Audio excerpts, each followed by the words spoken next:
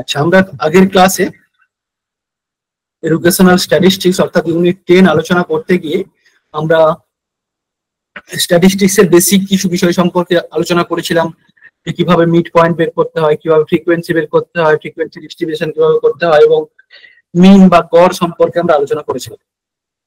কিন্তু আজকের ক্লাসে আমরা মিডিয়ান, মোড এটা আলোচনা করব সেন্ট্রাল টেন্ডেন্সির মধ্যে, এবং তার সাথে সাথে আমরা মিডিয়ান মোড এটা সম্পর্কে আলোচনা করব আজকে। তার সঙ্গে আমরা দেখব যে মেজারমেন্ট অফ ভেরিয়েবিলিটির মধ্যে range, quartile division, average division এবং স্ট্যান্ডার্ড ডিভিশন, এই বিষয়গুলো সম্পর্কে আমরা দেখব, এবং এই ইউনিটের উপর বেশ করে কিছু কিছু প্রশ্ন এমসিকিউ আমরা প্র্যাকটিস করব। তো এই সবটা মিলিয়ে আমাদের আজকের সেশন। তো আমরা শুরু করছি। প্রথমত হচ্ছে মধ্যমা বা মিডিয়ান। ঠিক আছে, মোড সম্পর্কে মিন বা গড় সম্পর্কে আমরা আলোচনা করেছি আগের ক্লাসে। যারা রেকর্ডেড ভার্সনটা এখনই দেখে নেবে। তো ওখানে আমরা শেষ করেছিলাম আগের ক্লাসটা। তো আজকের বেসিক্যালি মিডিয়ান বা মধ্যমা বা মধ্যম মান আমরা বলবো। তো মধ্যম মান মানে মিন মানে আমরা কি দেখেছিলাম বলতো? মিন মানে হচ্ছে আমরা দেখেছিলাম যে এমন একটা সংখ্যা, এমন একটা নাম্বার যেটা হচ্ছে কি করে, যেটা সমগ্র নাম্বারের রিপ্রেজেন্টেটিভ বা প্রতিনিধি হিসেবে কাজ করে। যেমন আমি যদি বলি 60% পেয়েছে, ধরো 7টা সাবজেক্টে পরীক্ষা দিয়েছে, সে গড়ে 60% পেয়েছে বা এভারেজে 60% পেয়েছে, তার মানে হচ্ছে এই 60% একটা নাম্বার দ্বারা তার পুরো যতগুলো 7টা সাবজেক্টে সে যতগুলো নাম্বার পেয়েছে সেইটাকে রিপ্রেজেন্ট করেছে। ঠিক আছে, একটা সংখ্যার দ্বারা। তো মিনের বা গড়ের আমরা একটা অসুবিধা দেখেছিলাম যে যদি কোনো সংখ্যামালা অনির্দিষ্ট থাকে, অসম্পূর্ণ থাকে, কন্টিনিউয়াসলি চলতে থাকে, সেক্ষেত্রে আমরা কিন্তু মিনটা আমাদের সেক্ষেত্রে সঠিক মিন নির্ণয় করতে পারি না, তাই তো? তো এরপরে সেন্ট্রাল টেন্ডেন্সির আরেকটা ভাগ হচ্ছে মিডিয়ান বা মধ্যমান। তো এই মিডিয়ান বা মধ্যমান হচ্ছে, এটা কিন্তু কোনো নাম্বার নয়, কোনো সংখ্যা নয়, এটা হচ্ছে একটা বিন্দু। তাহলে মিডিয়ান কি? মিডিয়ান হচ্ছে একটা পজিশন বা বিন্দু, যেটা হচ্ছে সমগ্র বন্টনকে সমান দুটো ভাগে ভাগ করে। অর্থাৎ মধ্যমাকে পরিমাপ স্কেলের নিচে ও উপরে অবস্থিত বিন্দু হিসেবে সংজ্ঞায়িত করা যেতে পারে, যা 50% ক্ষেত্র হিসেবে লিখতে হবে। যদি আমি এরকম 1 2 3 4 5 6 7 8 9 10 এইরকম করে একটা সংখ্যামালাকে বিভক্ত করি, তাহলে এই যে পয়েন্টটা, এই যে 5 নম্বরের পয়েন্টটা, এটা 50% এর মধ্যে পড়ছে তো, তাই তো? না, 5টা পড়বে না স্যার, 5 আর 6 এর মাঝখানে পড়বে, 5.5 হবে। ও সরি, এটা আছে, ঠিক আছে, আমি আরেকটা ধরে নিচ্ছি, 11 ধরে নিচ্ছি। ঠিক আছে, 6টা পড়বে, তাহলে 6 হবে। 6টা আমাদের 50% এর মধ্যে পড়ছে। একদম ঠিকই ধরেছো এটা। তো 6টা আমাদের 50% এর মধ্যে পড়ছে। তো এই যে 50% এর পজিশনটা, এর মানে কিন্তু এর মিডিয়ান কত? এর মিডিয়ান কিন্তু 6 নয়, 6 নম্বর পদ। ঠিক আছে, এটা কিন্তু কোনো সংখ্যা রিপ্রেজেন্ট করে না। মিডিয়ান হচ্ছে কি মিনের মধ্যে থেকে ডিফারেন্স, এ কিন্তু সংখ্যা রিপ্রেজেন্ট করে না, এ কি করে? পজিশন, অর্থাৎ কোথায় অবস্থান করবে সেইটাকে রিপ্রেজেন্ট করে। আর একটু আলোচনা করলে বুঝতে পারবে। তো বেসিক্যালি তাহলে আমরা মানে এক কথায় মিডিয়ান বা মধ্যমান বলতে কি বুঝি, কি বুঝলাম? যে এমন একটা পজিশন যেটা হচ্ছে তোমার সমগ্র সংখ্যামালাকে দুটো ভাগে বিভক্ত করে, সমগ্র বন্টনকে দুটো ভাগে বিভক্ত করে, এবং মাঝখানের যে পয়েন্টটা, মাঝখানের যে বিন্দুটা 50% বিন্দুটা, এটাকেই বলা হচ্ছে কি মিডিয়ান। তো এই মিডিয়ান নির্ণয় করার কতগুলো নিয়ম আছে। প্রথমত কি, যদি অগোষ্ঠীবদ্ধ ডেটা মানে আনগ্রুপ ডেটা মানে এই যে 2 5 6 8 17 12 14 এগুলো হচ্ছে আনগ্রুপ ডেটা। তো এইগুলো থেকে যদি আমরা মিডিয়ান বের করতে চাই, মধ্যমান বের করতে চাই, তাহলে কিন্তু আমাদের দুটো সূত্র এখানে প্রয়োগ করতে হয়। প্রথম সূত্র কি, যদি স্কোরগুলো, এই এখানে যে স্কোরগুলো দেওয়া আছে, যদি স্কোরগুলো মোট সংখ্যা মানে এন মানে কি, এন মানে এই যে সমগ্র সংখ্যা আছে তার যোগফল, তাই তো? নাম্বার অফ ফ্রিকোয়েন্সি, যোগফল নয়, তার নাম্বার, সংখ্যা, সরি যোগফল বললাম, তার নাম্বার। তো এন যদি বিজোড় হয় অর্থাৎ অড হয়, তাহলে সেক্ষেত্রে একটা ফর্মুলা ইউজ হবে। আর এন যদি জোড় হয় মানে ইভেন নাম্বার হয়, তাহলে সেক্ষেত্রে আলাদা আলাদা ফর্মুলা ইউজ হবে। তো প্রথমত দেখো, প্রথম সমাধানটা দেখো, এখানে বলছে এই যে স্কোর গুলো আছে 2 5 9 8 17 12 14, এর মিডিয়ান বের করতে হবে, তাহলে এখানে মোট কটা স্কোর আছে? 1 2 3 4 5 6 7, তাহলে n এখানে n ইকুয়াল 7, তাহলে n এখানে কিন্তু অড মানে বিজোড়। তাহলে এক্ষেত্রে n বিজোড় মানে সেক্ষেত্রে আমাদের মিডিয়ান বের করার ক্ষেত্রে এই ফর্মুলাটাকে ইউজ করব। প্রথমত কি ফর্মুলা ইউজ করার আগে আমাদের প্রথমত সংখ্যাগুলোকে ছোট থেকে বড় বা বড় থেকে ছোট ক্রম অনুযায়ী সাজাতে হবে। আরোহী বা অবরোহী মানে হয় ছোট থেকে বড় নইলে বড় থেকে ছোট ক্রম অনুযায়ী সাজাতে হবে। এখানে দেখো ছোট থেকে বড় সাজানো হয়েছে 2 5 8 9 12 14 17, ছোট থেকে বড় সাজালাম। মিডিয়ান নির্ণয়ের ক্ষেত্রে এই সূত্রটা আমরা ইউজ করব। কি সূত্র? n প্লাস 1/2, n প্লাস 1/2, এগুলো সবাই জানো। তম টান, এই যে টান দেখো n তম টান মানে এই পজিশনটা যা আসবে, যা উত্তর আসবে সেই পদটাকে আমাদের নিতে হবে। তাহলে এখানে আমাদের n কত বেরিয়েছিল? 7 প্লাস 1/2 মানে 7 প্লাস 1 8/2, হ্যাঁ একদম 8/2 তখন 4। তাহলে এক্ষেত্রে আমার মিডিয়ান কোনটা হবে? 4 হবে, 9 হবে চতুর্থতম পদ। একদম 4 নম্বর যে পদটা সেইটাই আমার হচ্ছে মিডিয়ান। এবার 4 নম্বর পদ কোনটা? 1 2 3 4, 4 নম্বর পদ হচ্ছে 9, তাহলে 9 এখানে আমাদের কি মিডিয়ান। ঠিক আছে, 4 কিন্তু মিডিয়ান নয়, 4 নম্বর পদটা হচ্ছে আমাদের মিডিয়ান। অর্থাৎ এই 9 নম্বর যে পজিশন, এই পজিশনটা হচ্ছে আমাদের মধ্যবিন্দু বা 50%। এর এদিকে 50% থাকবে, এদিকে 50%, এর হচ্ছে মধ্যবিন্দু। এরপরে এক্ষেত্রে আমাদের বিজোড় সংখ্যা ছিল, তাই আমরা কি সূত্র ইউজ করলাম? Median n plus 1/2। যদি জোড় সংখ্যা থাকে, এখানে একটা উদাহরণ দেওয়া হয়েছে, দেখো বলা হয়েছে এখানে 7 10 6 8 13 9 10 11, এর বের করতে হবে, মিডিয়ান বের করতে হবে। সেক্ষেত্রে দেখো এখানে যদি প্রথমে ক্রমানুসারে মানে ছোট থেকে বড় অনুযায়ী সাজানো হয়েছে, 6 7 করে সাজানো হয়েছে, 1 2 3 4 5 6 7 8, অর্থাৎ এখানে আমাদের কটা পদ আছে? এখানে আমাদের 8টা পদ আছে। অর্থাৎ n ইকুয়াল এখানে কি? n ইকুয়াল হচ্ছে আমার 8। তো n আমাদের বেরোচ্ছে 8। এক্ষেত্রে যে তোমার এটা হবে, ফর্মুলাটা হবে, এই ফর্মুলাটা কিন্তু একটু আলাদা। ঠিক আছে, তো এই ফর্মুলাটা হচ্ছে কিরকম বলো তো? এই ফর্মুলাটা হচ্ছে এখানে একটা রকম ভাবে দেওয়া হয়েছে, কিন্তু আলোচনা করছে আরেকটা রকম। তো বেসিক্যালি এর ফর্মুলা হচ্ছে এমডি বা median equal n1 plus n2, n1 plus n2 divided by 2, এইটা হচ্ছে সূত্র, নিয়ম। এবার n1 কি, n2 কি? n1 বের করার নিয়ম হচ্ছে n1 ইকুয়াল n/2, n1 মানে কি? n/2, আর n2 মানে n প্লাস 1/2, একদম n/2 প্লাস 1। n2 বের করার নিয়ম হচ্ছে n/2 প্লাস 1। ঠিক আছে, তাহলে আমাদের n1 বের করতে গেলে কি করতে হবে? n1 বের করতে গেলে 8 কে n কত? n1 বের করতে গেলে n/2 কত হবে? 8 কে 2 দিয়ে ভাগ করতে বলে 4। তাহলে আমাদের n1 কত বেরোলো? n1 হলো 4। ঠিক আছে, এরপরে প্লাস ধরো n2 কত হলো আমাদের? n2 হচ্ছে মানে 8/2 প্লাস 1, তাহলে 5, 4 প্লাস 1 5, 4 আর 1 5, তাহলে 5। তাহলে বেসিক্যালি আমাদের এটা যদি দাঁড়ায় 4 প্লাস 5 বাই ডিভাইডেড বাই 2। তো এইটা যদি বলো 5 আর 9, তাহলে 9.5, অর্থাৎ 9.5 হচ্ছে কিন্তু এক্ষেত্রে এই যে 4 নম্বর পদ এবং 9 নম্বর পদের মানে 9.5, এটা হচ্ছে এক্ষেত্রে মানে 9.5 কি করে হবে?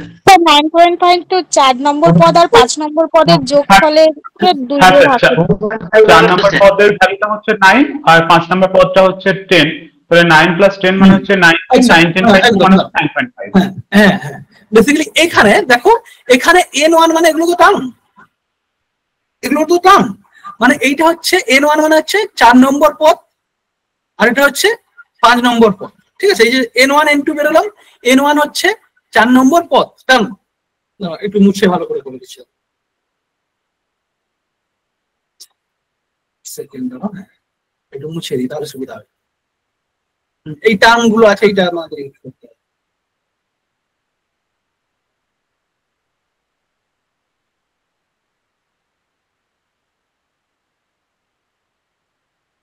এবারে দেখো তো আমাদের n1 তম পদ লিখে দিই, term plus n2 term divided by 2। তো n1 আমরা কত পেয়েছিলাম? n1 হচ্ছে 4 নম্বর টার্ম, আর n2 পেয়েছিলাম আমরা 5 নম্বর টার্ম ডিভাইডেড বাই 2। তো 4 নম্বর টার্মের ভ্যালু কত দেখো? 1 2 3 4 9, আর 5 নম্বর টার্মের ভ্যালু কত দেখো? 10 ডিভাইড বাই 2। তাহলে 10 9 19, 19 কে 2 দিয়ে ভাগ করলে 9.5। তো এই যে 9.5 তম পজিশন, মানে 9 এবং 9.5 এইরকম একটা পজিশনে এর কিন্তু মিডিয়ানটা বিলং করবে। ঠিক আছে, বুঝতে পারলাম? এটা আমরা টার্ম বা তম পদটা ইউজ করিনি, ওই জন্য তখন তোমাদের বুঝতে সমস্যা হয়েছিল। ঠিক আছে, বুঝে গেছে? তো এই এর ফর্মুলাটা তাহলে কি? এখানে এর ফর্মুলা হচ্ছে, এটা বেসিক্যালি n+1/2 দিয়ে দিয়েছে 4.5 প্লাস। তো এর ফর্মুলাটা এখানটা লিখে রাখো, যদি আর এক মানে হয় যে n1 plus n2 divided by 2। এটা হচ্ছে মিডিয়ানের জোড় সংখ্যার ক্ষেত্রে এই নিয়মটা, ফর্মুলাটা ইউজ হবে। ঠিক আছে, আর এই n1 বের করার নিয়ম কি? n1 equal to n/2, n কে 2 দিয়ে ভাগ করলে n1 পাবো, আর n2 মানে হচ্ছে n/2 প্লাস 1, তাহলে হচ্ছে আমরা n2 পাবো। ঠিক আছে, এগুলো হচ্ছে তম পদ, সবসময় মনে রাখবে টার্ম আছে এর মধ্যে। ঠিক আছে, এগুলো সংখ্যা নয়। এইবারে এগুলো হচ্ছে আমাদের চলে গেল গ্রুপড আনগ্রুপ ডেটার ক্ষেত্রে, মানে সহজ যেগুলো হবে, কম ডেটা থাকবে সেক্ষেত্রে। কিন্তু যখন তোমার গ্রুপ ডেটা থাকবে, গ্রুপ ডেটা মানে কি রকম? এইরকম ডেটা থাকবে, ক্লাস ইন্টারভেল ফ্রিকোয়েন্সি এরকম ভাবে থাকবে, তখন তোমাকে কি নিয়ম ইউজ করতে হবে? তখন ক্ষেত্রে গ্রুপ ডেটার ক্ষেত্রে বা গোষ্ঠীবদ্ধ তথ্যের ক্ষেত্রে যদি মধ্যমা নির্ণয় করতে হয়, তাহলে সেক্ষেত্রে আমাদের কিন্তু এই নিয়মটা ইউজ করতে হবে। আরেকটা নিয়ম সূত্র আছে, সেই সূত্রটা মানে বলে দেবো, আমি আর যাচ্ছি না সেটা, এটাই বের করবো। ঠিক আছে, তো এর হচ্ছে কি এল বা L plus n/2 minus F by fm into I. L মানে কি? এল মানে হচ্ছে লোয়ার লিমিট বা মধ্যমার অ্যাজিউমিনের নিম্ন সীমা। ঠিক আছে, মধ্যমার নিম্ন সীমা, লোয়ার লিমিট। লোয়ার লিমিট কোনটা আমরা ধরবো সেটা আলোচনা করছি। তো এরপরে মধ্যমা শ্রেণীর যে শ্রেণীবিন্দু মানে ক্রমবিন্যাস n/2, n মানে যত সংখ্যা থাকবে, n/2 মানে আমরা জানি, আর f হচ্ছে n/2 মানে তার অর্ধেক, মোট স্কোরের অর্ধেক, মোট যতগুলো সংখ্যা থাকবে তার অর্ধেক। আর f হচ্ছে মধ্যমার নিচের ক্রমবর্ধমান ফ্রিকোয়েন্সি, যেখানে আমরা মিড পয়েন্টটা পাচ্ছি, অ্যাজিউম মিনটা পাচ্ছি, তার নিচের যে ফ্রিকোয়েন্সি গুলো আছে ক্রমবর্ধমান, সেইটার তার নিচে যে ফ্রিকোয়েন্সি সেটাকে আমরা বলছি এফ ফ্রিকোয়েন্সি। আর এফএম মানে হচ্ছে মধ্যমা শ্রেণীর ফ্রিকোয়েন্সি, ক্লাস ইন্টারভেল চাই, আলোচনা করছি এক এক করে। তাহলে এইখানে একটা এক্সাম্পল দেওয়া আছে, দেখো এইখানে বেসিক্যালি একটা চিত্র দেওয়া হয়েছে। এখানে বলেছে মানে জাস্ট একটা ঘটনা, একটা ইয়ে রয়েছে, ক্লাস ইন্টারভেল একটা ডেটা রয়েছে এখানে, যেখানে হচ্ছে 10 থেকে 14, 15 থেকে 19, 20 থেকে 24, 25 থেকে 29, 30 থেকে 34, 35 থেকে 39। তো এর 1 2 3 4 5 6 7 8, ঠিক আছে। তো এর 8টা এ আছে, 8টা শ্রেণী আছে। তো এখানে অ্যাজিউম মিন হিসেবে ধরা হয়েছে, দেখো এই যে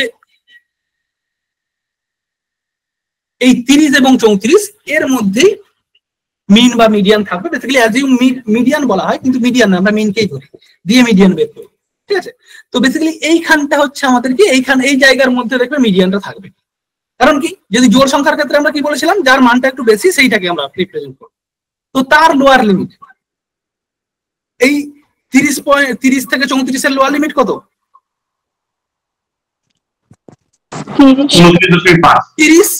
30 বা 30 কে আমরা 29.5 যখন এটাকে আমরা মানে এ করব,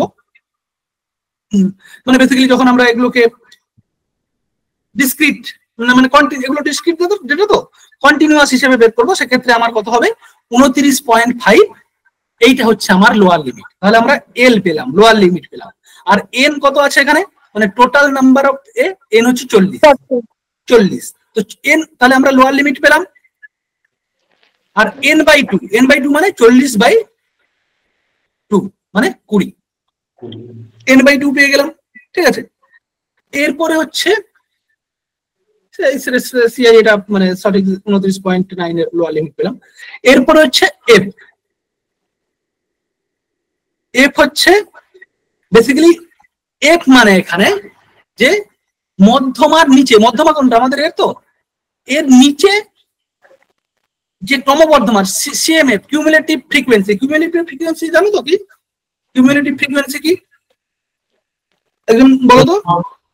স্যার মানে ক্রমবর্ধমান হারে যদি সাজানো হয় বা অ্যাসেন্ডিং অর্ডারে সাজানো হলে একদম নিচের থেকে যে ফ্রিকোয়েন্সি গুলো থাকবে সেইগুলোর টোটাল অ্যাচিভমেন্টের আগের পর্যন্ত যে টোটালটা যে ফ্রিকোয়েন্সি গুলো রয়েছে তার যে যোগফল সেটা কিন্তু হচ্ছে মানে এফ।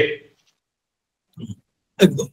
তো কিউমুলেটিভ ফ্রিকোয়েন্সি আর কিছু না, কিউমুলেটিভ মানে হচ্ছে সমষ্টিগত। মানে এই ধরো এখানে ফ্রিকোয়েন্সি গুলো দেওয়া আছে তো, দেখো 10 থেকে 14 তিনজন আছে, 15 থেকে 19 5জন, 20 থেকে 24 4জন, 29 থেকে 25 থেকে 29 7জন, এখানে 8জন, এখানে 6জন, এখানে 8জন, এখানে 3জন। এর কিউমুলেটিভ ফ্রিকোয়েন্সি মানে হচ্ছে ক্রমযৌগিক। কিউমুলেটিভ মানে হচ্ছে ক্রমযৌগিক। ক্রমযৌগিক মানে কি? ক্রম অনুযায়ী মানে পরপর যোগ হয়ে যাবে। দেখো এখানে 3, এবার 3-এর সঙ্গে এই দ্বিতীয় যে রাশিটা আছে সেটাকে যোগ করতে হবে। দেখো 5-এর সঙ্গে 3 যোগ করলে কত হয়? 8। তো 8-এর সঙ্গে আবার দেখো 4 যোগ হবে, 8 4 12, 12-এর সঙ্গে 7 যোগ হচ্ছে 19, 19-এর সঙ্গে 8 যোগ হচ্ছে দেখো 27, 27-এর সঙ্গে 6 যোগ হচ্ছে দেখো 33, 33-এর সঙ্গে 4 যোগ হচ্ছে 37, 37-এর সঙ্গে 8 যোগ হচ্ছে 40। তো এইভাবে যখন ক্রমযৌগিক অনুযায়ী সাজানো হয়, হ্যাঁ, তখন সেটাকে বলে কিউমুলেটিভ। এইবারে হচ্ছে কি, এই যে এফটা মানে কি? এফ মানে হচ্ছে আমার যে স্রোটাতে আমাদের মানে মিডিয়ানটা পড়ছে বা অ্যাজিউমিং পড়ছে তার নিচে পর্যন্ত ক্রমযৌগিক সংখ্যামালার যে এটা সেটা নিতে হবে। এখানে 19, এটা দেখো, এটা আমরা আগের ক্লাসে যে ক্লাসটা যে উদাহরণগুলো দিয়েছিলাম সেগুলো হচ্ছে ওপর থেকে নিচে ডেটাগুলো সাজানো ছিল, তাই না? ওপর থেকে নিচে ছোট থেকে বড় অনুযায়ী সাজানো ছিল। আর এখানে হচ্ছে বড় থেকে ছোট অনুযায়ী সাজানো, এই নিচ থেকে নিচে ছোটগুলো রাখা হয়েছে, ওপরে বড়গুলো রাখা হয়েছে। তো এখানে এর নিচে হচ্ছে এটা হচ্ছে নিচের দিকে, এটা উপর দিকে। আর যদি আমি এরকম করে সাজাতাম 10 থেকে 14, 15 থেকে 19, এইরকম করে 45 পর্যন্ত, 45 থেকে 49 পর্যন্ত সাজাতাম, তাহলে এটা আমার কি হতো? নিচ হতো, আর এটা উপর দিক হতো, তাই তো? কিন্তু এক্ষেত্রে দেখো এর উল্টো হচ্ছে, কারণ আমরা এই নিচ থেকে উপর অব্দি সাজিয়েছি। আর উপর থেকে নিচে সাজালে এইটা হচ্ছে উপর, এটা এখন কি হচ্ছে? এটা উপর দিক হচ্ছে তো, আচ্ছা। আর এটা নিচের দিক হচ্ছে। কিন্তু আমি যদি 10 করে সাজাতাম তাহলে এটাই উপরটা নিচের দিকে হয়ে যেত, নিচেটা উপর দিকে উল্টে যেত। এই জন্য বলছি যে মানে মধ্যমা যে শ্রেণীতে আছে তার নিচে ক্রমবর্ধমান ফ্রিকোয়েন্সি মানে 19। আর হচ্ছে এফএম। এফএম হচ্ছে কি, যে যেটাকে আমরা অ্যাজিউমিং হিসেবে ধরেছি তার যে ফ্রিকোয়েন্সি সেটাকে আমরা এফএম বলছি। এই দেখো এফএম হচ্ছে 8। তো এবং আই মানে হচ্ছে ক্লাস মানে প্রসার, শ্রেণী প্রসার বা শ্রেণী ব্যবধান, সেটা হচ্ছে 5। তো এইবারে দেখো সূত্র অনুযায়ী যদি দেখো, তাহলে সূত্র অনুযায়ী আমরা এল কি পেলাম? এল পেয়েছিলাম 29.5, আর n/2 মানে 40/2 20। এই জন্য এখানে দেখো 20 কে দেওয়া হয়েছে, মাইনাস এফ। এফ মানে হচ্ছে কি, যে শ্রেণীতে মধ্যমান আছে তার নিচে পর্যন্ত কিউমুলেটিভ ফ্রিকোয়েন্সি বা সিএমএফ, এটা হচ্ছে 19। এই জন্য এখানে 19 করা হয়েছে। আর এফএম মানে কি? এফএম হচ্ছে যে শ্রেণীতে সঠিক ফ্রিকোয়েন্সি আছে তার মধ্যমান, অর্থাৎ 8, আর গুণিতক আই প্রসার, সেটা হচ্ছে 5। তাহলে এইটাকে যোগ করলে দেখবে মানে 20 থেকে 19 বাদ দিলে 1-এর সঙ্গে 5 গুণ করলে 5, মানে ধরো এটা যদি আমি তোমাদের গণিত করে বসাই তাহলে 19.5 প্লাস 20 থেকে 19 থেকে 20 বাদ গেলে কত? 1-এর সঙ্গে এই 5 কে গুণ করে 5/8, ঠিক আছে? এবারে 8 কে 5 দিয়ে ভাগ করলে এই 0.625, হ্যাঁ ঠিক আছে, 29.5-এর সঙ্গে 30.29, এই সরি 30.30। এইটা হচ্ছে আমাদের মধ্যমান। তো এই মধ্যমান যদি ঠিক হয়েছে না ভুল হয়েছে সেটা কি করে বুঝবো বলো তো? মোটামুটি মান বড় হোক ছোট হোক এর মধ্যেই থাকবে। যদি এর উপরে চলে যায় বা এর নিচে চলে আসে তাহলে বুঝবি তোমার ক্যালকুলেশন কোথাও ভুল আছে। দেখো 13.13 আছে, তাহলে ওর মধ্যেই আছে, তার মানে ভাববে যে তোমার এটা ঠিক আছে। তো এই হচ্ছে নিয়ম, ঠিক আছে? এছাড়াও তাহলে আমাদের মধ্যমান গ্রুপ ডেটার ক্ষেত্রে মধ্যমান বের করার সূত্রটা কি? সূত্রটা হচ্ছে lower limit plus n/2 by minus F by FM into 100 into I, ঠিক আছে? এছাড়াও আরো একটা সূত্র হয়, সেটা হচ্ছে তোমার আপার লিমিট ধরে করা হয়, ঠিক আছে? আর সেটাতে যাচ্ছি না, সেটা আমি তোমাদের সূত্রগুলো নিয়ে একটা পিডিএফ বানিয়ে দিয়ে দেবো, সেটা দেখে নেবে। তো এরপরে আমাদের যে জায়গাটা গুরুত্বপূর্ণ সেটা হচ্ছে যে যেগুলো থেকে প্রশ্ন আসে আর কি। তো এই যে মধ্যমা বা মিডিয়ান, এর গুণাবলী কি, এর বৈশিষ্ট্য, এটি একটি আদর্শ গড়, কারণ এটি কঠোরভাবে সংজ্ঞায়িত, অর্থাৎ এইটাকে একটা স্ট্যান্ডার্ড হিসেবে মনে করি। কারণ কি, এটা একদম স্ট্যান্ডার্ড ওয়াইজ থাকে, ঠিক আছে। এটি কম্পিউটার ব্যবহার করে সহজ সোজা। আর আচ্ছা, তো বেসিক্যালি এইটা কোনো যদি এটা হচ্ছে কি বলতো, যখন আইটেম গুলো হচ্ছে মান তির্যকতা, মানে আইটেম গুলো যখন আপ ডাউন করে, ধরো একটা ক্লাসে, ঠিক আছে, একটা ক্লাসে আমি বলছি একটা স্টুডেন্ট 80% নাম্বার পেয়েছে, গড়ে 80% নাম্বার পেয়েছে 100 জন। এইবারে আরেকটা ক্লাসে আমি বললাম যে 80% নাম্বার, এটা হচ্ছে 70% নাম্বার পেয়েছে। কোন গ্রুপটাকে বেশি ভালো বলে মনে হবে তোমার? বলতে পারবো? কোনো ডিসিশন নিতে পারবে? মিনের উপর বেস করে, গড়ের উপর বেস করে কোন গ্রুপটা ভালো? এই গ্রুপটা ভালো না এই বি গ্রুপটা ভালো? না স্যার, কোনো ডিসিশন নেওয়া যাবে না। কোনো ডিসিশন নেওয়া যাবে না, কেন? কারণ এই যে 80%, এই ধরো দেখা গেল এখানে 100 জনের 70 জন তো ভালো পেয়েছে, একদম 195-96 করে পেয়েছে, আর যে 30 জন তাহলে তো 10-20 করে পেয়েছে। অর্থাৎ কতটা ভেরিয়েবিলিটি আছে সেটা কিন্তু এখানে এ করা যায় না। এবং এর সঙ্গে যদি একটা ডেটা অ্যাড করে দেওয়া হয়, মিন কিন্তু চেঞ্জ হয়ে যাচ্ছে। কিন্তু মিডিয়ানের ক্ষেত্রে এটা হচ্ছে আমার পজিশন, এটা হচ্ছে একটা আমার 50% পজিশন। তো এক্ষেত্রে কিন্তু সে প্রভাবিত হয় না, এই 50% পজিশনটা কিন্তু বেশি প্রভাবিত হয় না। যে মান, ধরো আমি এরকম একটা সাজালাম 20, 35, 65, 72, 80, ঠিক আছে, এর মধ্যম মান ধরো এই 62, এই 3 নম্বর পজিশন। এই 20-র জায়গায় যদি এটা 40 হয়, এই 35-এর জায়গায় যদি এটা 50 হয়, এই 60-এর জায়গায় যদি 80 হয়, এই 72-এর জায়গায় যদি 100 হয়, এই 80-র জায়গায় যদি 100 হয়, কোনো চেঞ্জ হবে? মধ্যম মানের কোনো চেঞ্জ হবে? থার্ড পয়েন্টটাই থেকে যাবে, হবে না। কারণ কি, আমরা তো এই পজিশনটাকে বলছি যে এই তম টার্ম, এটা 62, এখন 62 আছে, 62তম টার্ম, মানে 3 নম্বর টার্ম, আমরা এই পজিশনটাকে করছি। এর যদি ভ্যালু বাড়ে তাহলে ভ্যালুটা বেড়ে যাবে, 80 হলো, 100 হলো, কিন্তু পজিশন কোনো চেঞ্জ হবে না, ঠিক আছে। আর মধ্যম মানের ক্ষেত্রে আমরা যদি মানে যেগুলো ওপেন এন্ডেড টেবিল, যেটা আগের ক্লাসে একজন বললো, আমি সেই আজকে সুশীল রায়ের বইতে দেখলাম ওপেন এন্ডেড বা এইটা, মানে বেসিক্যালি ওইটা যে হচ্ছে যেখানে আনকাউন্ট থাকে। ধরো একটা, হ্যাঁ স্যার আমি হ্যাঁ আচ্ছা, হ্যাঁ আমি আজকে পড়তে গিয়ে দেখলাম, ওই যে আমি তখন আমি ওপেন ইন্ডেড ক্লোজ ইন্ডেড বলতে আমরা ওই এতেই ওটা ওই করি। তো যদি দেখা যায় যে এইরকম ডেটা দেওয়া আছে যে 20 বা 25, 30, 40, 50, এবারে কন্টিনিউ করা আছে, ডট ডট ডট দেওয়া আছে, মানে শেষ নেই এই নাম্বারে, সেক্ষেত্রে কিন্তু আমরা মিন ইউজ করতে পারি না, কিন্তু আমরা সেক্ষেত্রে মিডিয়ান ইউজ করতে পারি, ঠিক আছে। আমরা 50% পজিশনটাকে করতে পারবো, মিডিয়ান ইউজ করতে পারবো। তো এই মধ্যমা কখনো অযৌক্তিক বা ভ্রান্ত ফলাফল দেয় না।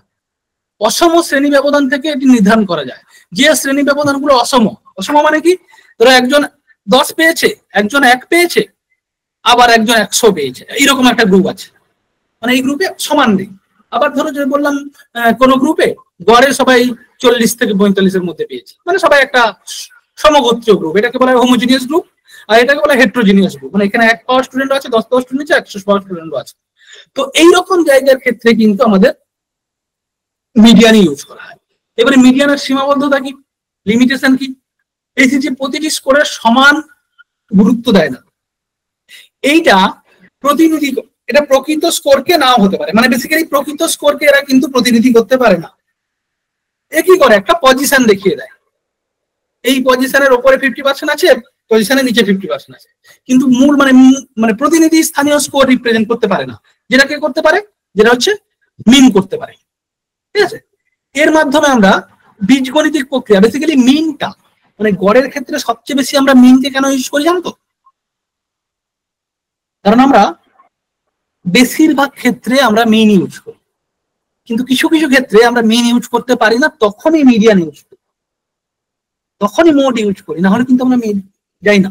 ঠিক আছে, আমরা বেসিক্যালি মিনের উপর বেস করে সবটা করি। ঠিক আছে, এই যে বলছে বীজগাণিতীয় প্রক্রিয়া করতে সক্ষম নয়, কারণ এর গণনা সমস্ত পর্যবেক্ষণের উপর ভিত্তি করে হয় না। হ্যাঁ, যদি একটি পর্যবেক্ষণের যদি মানে ধরুন যে 40, আচ্ছা মানে বীজগণিত থেকে এগুলোকে ইউজ করা যায় না, এখানে বেশি ম্যাথমেটিক গুলোই করা যায় না। ঠিক আছে, এই চরম স্কোর গুলোকে বিবেচনায় নেয় না। হ্যাঁ, মানে এ হচ্ছে পজিশনকে দেয়, তো বেসিক্যালি এর প্রতিনিধি বা মোড বের করতে পারে না, বেসিক্যালি এটাই বলতে চাইছে। এটা নোটসে আছে, দেখবে তোমরা। এবারে ব্যবহার কোথায় হয়? ব্যবহার হচ্ছে যখন আমাদের 50% পজিশন পাওয়া দরকার। হ্যাঁ, আমরা বললাম যে এমন একটা পজিশন দাও যা তার উপরে কতজন পেয়েছে, তার নিচে কতজন পেয়েছে সেটা আমরা দেখব, মানে ইমিডিয়েট আমাদের যখন দরকার হয়। ঠিক আছে, যখন চরম স্কোরকে প্রভাবিত করে তখন মধ্যমান কেন্দ্রীয় প্রবণতার সর্বোত্তম পরিমাপ এইটা দেখো। যখন চরম স্কোর গড়কে প্রভাবিত করে, ধরো মানে কোন ধরো এই যে বললাম আমাদের, তোমাদের আমি ফ্রি ক্লাসে বলেছিলাম যে ধরো এই আমাদের এখন একটা জনগণ মানে একটা হলো যে এখানে বলছে ভারতীয়দের মাসিক আয় বাৎসরিক প্রায় কত 15,000 টাকা না 8,000 না 15,000 টাকা মনে আছে, কেউ মনে আছে? আগের ক্লাসে বলেছিলাম, মানে ফ্রি ক্লাসে বলেছিলাম যে গড় আয় মাসিক 15,000 টাকা করে ধরে নাও। এবারে এই যে 15,000 টাকা, বলো যে চাষের খাতে যে দিন মজুরি করে তার 15,000 টাকা মাসিক আয় হয় না। এইটা এটা হচ্ছে আমার মিন গড়। এইটা কার দ্বারা প্রভাবিত হচ্ছে বলতো? কার দ্বারা প্রভাবিত? আপার লিমিট হাই হয়ে গেলে তখন মিন প্রভাবিত হয়ে যায়। যারা কোটিপতি লোক আছে, যাদের আম্বানি আদানি এরা যে কোটি কোটি হাজার হাজার কোটি টাকা প্রতিদিন আয় করছে, প্রতি মাসে লক্ষ লক্ষ কোটি বিলিয়ন ডিলিয়ন এরকম সব ডলারে কামাচ্ছে, তাদেরটা তোমাদের কাছে এসে পড়ছে, তোমাদের ঘাড়ে এসে পড়ছে যে তোমার যে মাসে 2,000 3,000 5,000 বের করতে মানে ইনকাম করতেই কষ্ট হয়, সেক্ষেত্রে সেইটা তোমার হয়ে দাঁড়িয়ে যাচ্ছে কোথায়? 15,000 25,000 20,000 30,000 এখানে দাঁড়িয়ে যাচ্ছে। তো এই যে এক্সট্রিম স্কোর গুলো, চরম স্কোর গুলো, মানে বড় বড় স্কোর গুলো তোমার স্কোরে প্রভাব ফেলছে। ধরো মানে এই যে বললে স্কুলের ক্ষেত্রে মাধ্যমিক যখন রেজাল্ট বেরোবে দেখবে বলবে এই স্কুলটা ভালো, খুব র্যাঙ্ক করে। র্যাঙ্ক কজন করে? 1 জন 2 জন ম্যাক্সিমাম। আর বাদ বাকি জনের রেজাল্ট কেউ কখনো তাকিয়ে দেখেছে যে তারা কি করে? দেখেনি। অর্থাৎ সেক্ষেত্রে আমি যদি একজন র্যাঙ্ক করে দেখে বললাম যে হ্যাঁ এটা খুব ভালো রেজাল্ট করেছে, তাহলে হবে না। সেক্ষেত্রে কি হয়, আমরা সেই সব ক্ষেত্রে আমরা কিন্তু মিডিয়ানটা ইউজ করবো। মিডিয়ান কি? তাহলে বলে দেবে 50% পজিশনের উপর কারা কারা আছে, নিচে কারা কারা আছে। তখন এই মিডিয়ান বা 50% পজিশনটা কিন্তু সে ভেদাভেদ করে দেবে। তখন বলো এই যদি আমাদের গড় আয়ের মানে মিডিয়ান বের করা হতো, তাহলে 15,000 থাকতো, মিডিয়ান কোথায় যেত? অনেক নিচে চলে আসবে স্যার, অনেক বেশি চলে যেত, তাই না? তো সেক্ষেত্রে কিন্তু আমাদের এই রকম জায়গার ক্ষেত্রে আমাদের মিডিয়ানটা দেখা বেশি গুরুত্বপূর্ণ এবং সেটাই সর্বোত্তম। যখন এটি কাম্য যে নির্দিষ্ট স্কোরগুলি কেন্দ্রীয় প্রভাবিত করবে, মানে আমরা কখন মিডিয়ান ইউজ করি? যে যখন জানি যে স্কোরগুলো আছে সেগুলো কেন্দ্রীয় প্রভাবিত করবে বা এই করবে, বেসিক্যালি এই বিষয়গুলো থাকে। ঠিক আছে, তো এই কয়েকটা বিষয় থাকে, সবচেয়ে গুরুত্বপূর্ণ এইটা মনে রাখবে যে কখন আমরা মিডিয়াম ইউজ করব তখন যখন চরম স্কোর বা সবচেয়ে বড় বড় স্কোর গুলো গড়কে প্রভাবিত করে দেয়। তো সেক্ষেত্রে আমাদের কিন্তু মিডিয়ান ইউজ করাটা বেশি ইফেক্টিভ। এরপর হচ্ছে সবচেয়ে সহজ মোড। মোড বলতে যে সেই স্কোর বা সংখ্যাকে বোঝায় যা বেশিবার ঘটে, যা বারবার যেটা পুনরাবৃত্ত হয় সেটাকে বেসিক্যালি মোড বলা হয়। তো আমাদের ডেটাকে 2 ভাগে ভাগ করি, জানো তো? ডেটাকে কোয়ালিটেটিভ ডেটা, কোয়ান্টিটেটিভ ডেটা হিসেবে ভাগ করি। কোয়ান্টিটেটিভ ডেটা মানে সংখ্যার মাধ্যমে যেগুলো থাকবে, কোয়ালিটেটিভ ডেটা যেগুলো হচ্ছে ভাবের মাধ্যমে, হ্যাঁ নাম্বার থাকবে কিন্তু কম এর মধ্যে থাকবে। তো কোয়ালিটেটিভ ডেটা ভালো খারাপের মধ্যে। তো মোডটা এরকম প্রশ্ন আছে যে মোড কোথায় ইউজ করা হয় বলো তো? কোয়ালিটেটিভ ডেটার ক্ষেত্রে না কোয়ান্টিটেটিভ ডেটার ক্ষেত্রে?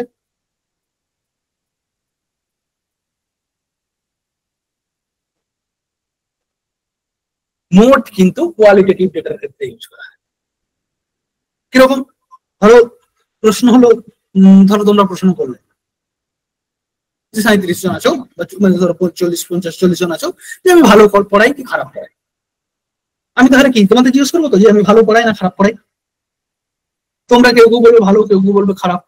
দেখা গেল 30 জন খারাপ পড়লে 10 জন ভালো পড়লে। বা আবার যদি আমি বললাম যে ধরো 30 জন ভালো বললে 10 জন খারাপ পড়লো। তাহলে এই যে ভালো খারাপ বলছো এগুলো কোয়ালিটেটিভ না কোয়ান্টিটেটিভ? একদম কোয়ালিটেটিভ।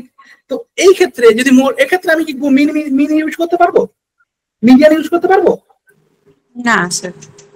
এক্ষেত্রে আমি মোড ইউজ করতে পারবো, যে বেশিরভাগ কারা কি বলেছে, বেশিরভাগ ভালো বলেছো না বেশিরভাগ খারাপ বলেছো। তো বেসিক্যালি আমরা কোয়ালিটেটিভ ডেটার ক্ষেত্রে কিন্তু মোড ইউজ করি, ঠিক আছে। এই মোড, ট্রু মোড আর হচ্ছে অশোধিত মোড, এরকম দুটো ভাগ থাকে। তো মোড মানে কি ঘন ঘন যেটা ঘটে যায়। এই ব্যাখ্যা কারণ 10 জন শিক্ষার্থীর স্কোর দেওয়া হয়েছে 13, 11, 14, 15, 12, 14, এখানে কোনটা বেশিরভাগ রিপিট হয়েছে? এখানে 14 যে আছে সেটা 3 বার রিপিট হয়েছে। 12 কবার হয়েছে? 2 বার। 13 একবার, 11 একবার, আর 10 একবার, এরকম আছে। তাহলে 14 হচ্ছে 3 বার রিপিট হয়েছে, তাহলে 14 হচ্ছে এখানে মোড, ঠিক আছে। এটা হচ্ছে মোড। তো এই হচ্ছে নিয়ম। এইবারে এইটা গোষ্ঠীবদ্ধ স্কোরের ক্ষেত্রে মোড নির্ণয় করার নিয়ম কি? অশোধিত মোড বের করার নিয়ম, প্রথম নিয়ম হচ্ছে যে আচ্ছা এটা যাচ্ছি না, এটাই করে। তো প্রথমত হচ্ছে মোড নির্ণয় করার সবচেয়ে ভালো নিয়ম হচ্ছে যখন আমাদের মিন পেয়ে যাচ্ছি এবং মিডিয়ান পেয়ে যাচ্ছি সেন্ট্রাল টেন্ডেন্সি পরিমাপ করতে গিয়ে। আচ্ছা কেউ যদি কেউ প্রশ্ন করো আমাকে এ করে করবে, ঠিক আছে। তার মোড কি একাধিক হতে পারে? হতে পারে একাধিক। ভালো প্রশ্ন একটা। স্যার ওখানে একটা লাইন ছিল ওই যে ইউনিমোডাল, যেখানে মানে একটা মোড আছে, তো ওইটা না ওরকম দুটো থাকলে তিনটে থাকলে কি একটা বেশ বলে, ওই শব্দ দুটো ঠিক মনে পড়ছে না, কিন্তু ওখানে আপনার লেখাতেও আছে। আচ্ছা আচ্ছা, হ্যাঁ তাই তো, মানে এটা ভালো প্রশ্ন করেছো। মোড নেই কারণ প্রতিটি, আচ্ছা হ্যাঁ, আবার ফলাফলের স্কোর গুলো দেবো। আচ্ছা এখানে দেখো, হ্যাঁ একদম একদম এই ইউনিমোডাল বলা হয়, ঠিক আছে। একটি মোড যুক্ত বিবরণকে ইউনিমোডাল বলা হয়। বাহ, ভালো জিনিস একটা পয়েন্ট আউট করলে। তো মানে যদি একটা মোড থাকে, এখানে 14 একটাই মোড, ঠিক আছে, এটাকে বলা হচ্ছে কি ইউনিমোডাল। এই বিবরণকে বলা হয় কি ইউনিমোডাল, ঠিক আছে। তারপরে এই ফ্রিকোয়েন্সিটা দেখো, প্রতিটা এই স্কোরটাতে দেখো প্রতিটা স্কোর একইবার করে রিপ্রেজেন্টেড হয়েছে।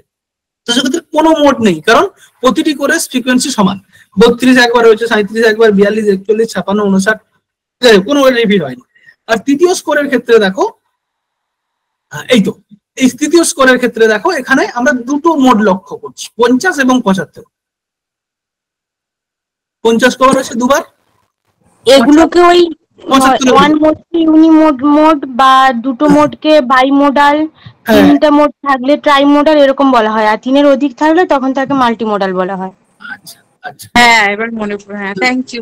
এটা হচ্ছে দ্বিমোডাল, হ্যাঁ দ্বিমোডাল বা এটাকে মানে বাইমোডাল বলা হবে আর কি, বাইমোডাল। আচ্ছা তাহলে বাইমোডাল, ট্রাইমোডাল এবং তার চেয়ে বেশি হলে আরেকটা মানে গ্রুপ মোডাল হয়ে যায় আর কি, মানে মাল্টিমোডাল হয়ে যায়। একদম বাহ, ভালো বিষয় একটা পয়েন্ট আউট করলাম। তো যাই হোক, তো আমরা এই বিষয়গুলো গেলাম। আর হচ্ছে যখন আমরা মিন মিডিয়ান পেয়ে যাবো তখন মোড বের করার নিয়ম হচ্ছে এটা, 3 মিডিয়ান বাই 2 মিন, তাই তো? 3 মিডিয়ান হ্যাঁ স্যার বাই 2 মিন, এইটা হচ্ছে আমাদের মোড বের করার। বাই না স্যার, -2 ওই সরি বাই বলছে, মাইনাস হচ্ছে তোমার 2 মিন। এইটা হচ্ছে মোড বের করার সবচেয়ে সহজ নিয়ম। এছাড়াও মানে এই গ্রুপ ডেটার ক্ষেত্রে গ্রুপ এগুলো আর যাচ্ছি না, ঠিক আছে। তো এই হচ্ছে আমাদের। এবার মোডের সুবিধা কোথায়? মোডের সুবিধা হচ্ছে মোড হচ্ছে সরল গুণাবলী রয়েছে, অর্থাৎ এখানে খুব সহজে আমরা সহজ সরল ভাবে আমরা এই করতে পারি। বিচ্ছিন্ন সিরিজে, মানে যে সিরিজগুলো বিচ্ছিন্ন, বিচ্ছিন্ন মানে কি বলতো, মানে ধরো 2, 4, 6 আছে, আবার 10 থেকে 20 নেই, আবার 20 থেকে শুরু হচ্ছে, 20 থেকে 25 এরকম। তো সেক্ষেত্রে আমাদের কিন্তু এটা মোড ইউজ করা যায়। এটি সাধারণত মোড হলো এমন একটি গড় যা মানুষ তাদের দৈনন্দিন অভিব্যক্তিতে ব্যবহার করে, মানে পণ্যের ক্রয় বিক্রয়, পরিবারের আকার, এইসব বিষয় জায়গায়। গড়ের বিপরীতে এটি এমন কোনো মান হতে পারে না যা সিরিজে পাওয়া যায় না। মানে গড় কি এমন একটা মান হতে পারে যেটা হচ্ছে সিরিজে নেই। হ্যাঁ সিরিজে নেই। ধরো আমি বললাম 2, 4, 6, 8, 10, 5, এটাকে যদি 2 দিয়ে ভাগ করি তাহলে 4, 2, 6, 6, 12, 12, 8, 20, 30, 30কে 5 দিয়ে ভাগ করলে বা আরেকটা নাম্বার ধরে নাও, 30-এর সঙ্গে 5 যোগ করে নাও, 35, 35 থেকে 6 করে ভাগ করলে কত হবে? 5 30, 30.99 এরকম হবে, 899 হবে। তো এই সিরিজে দেখো 30 মানে 3.899 হবে। দেখো এই সিরিজে 3.899 করেনি। স্যার হ্যাঁ বলছি স্যার, মিন মিডিয়ান না বের করে কি মোড বের করা যায় না? মোড বের করা যায়। তো মিন মিডিয়ান মোড মানে মিন মিডিয়ান না বের করে আমরা কিন্তু মোড বের করতে পারি, সেইটা বলে দিচ্ছি।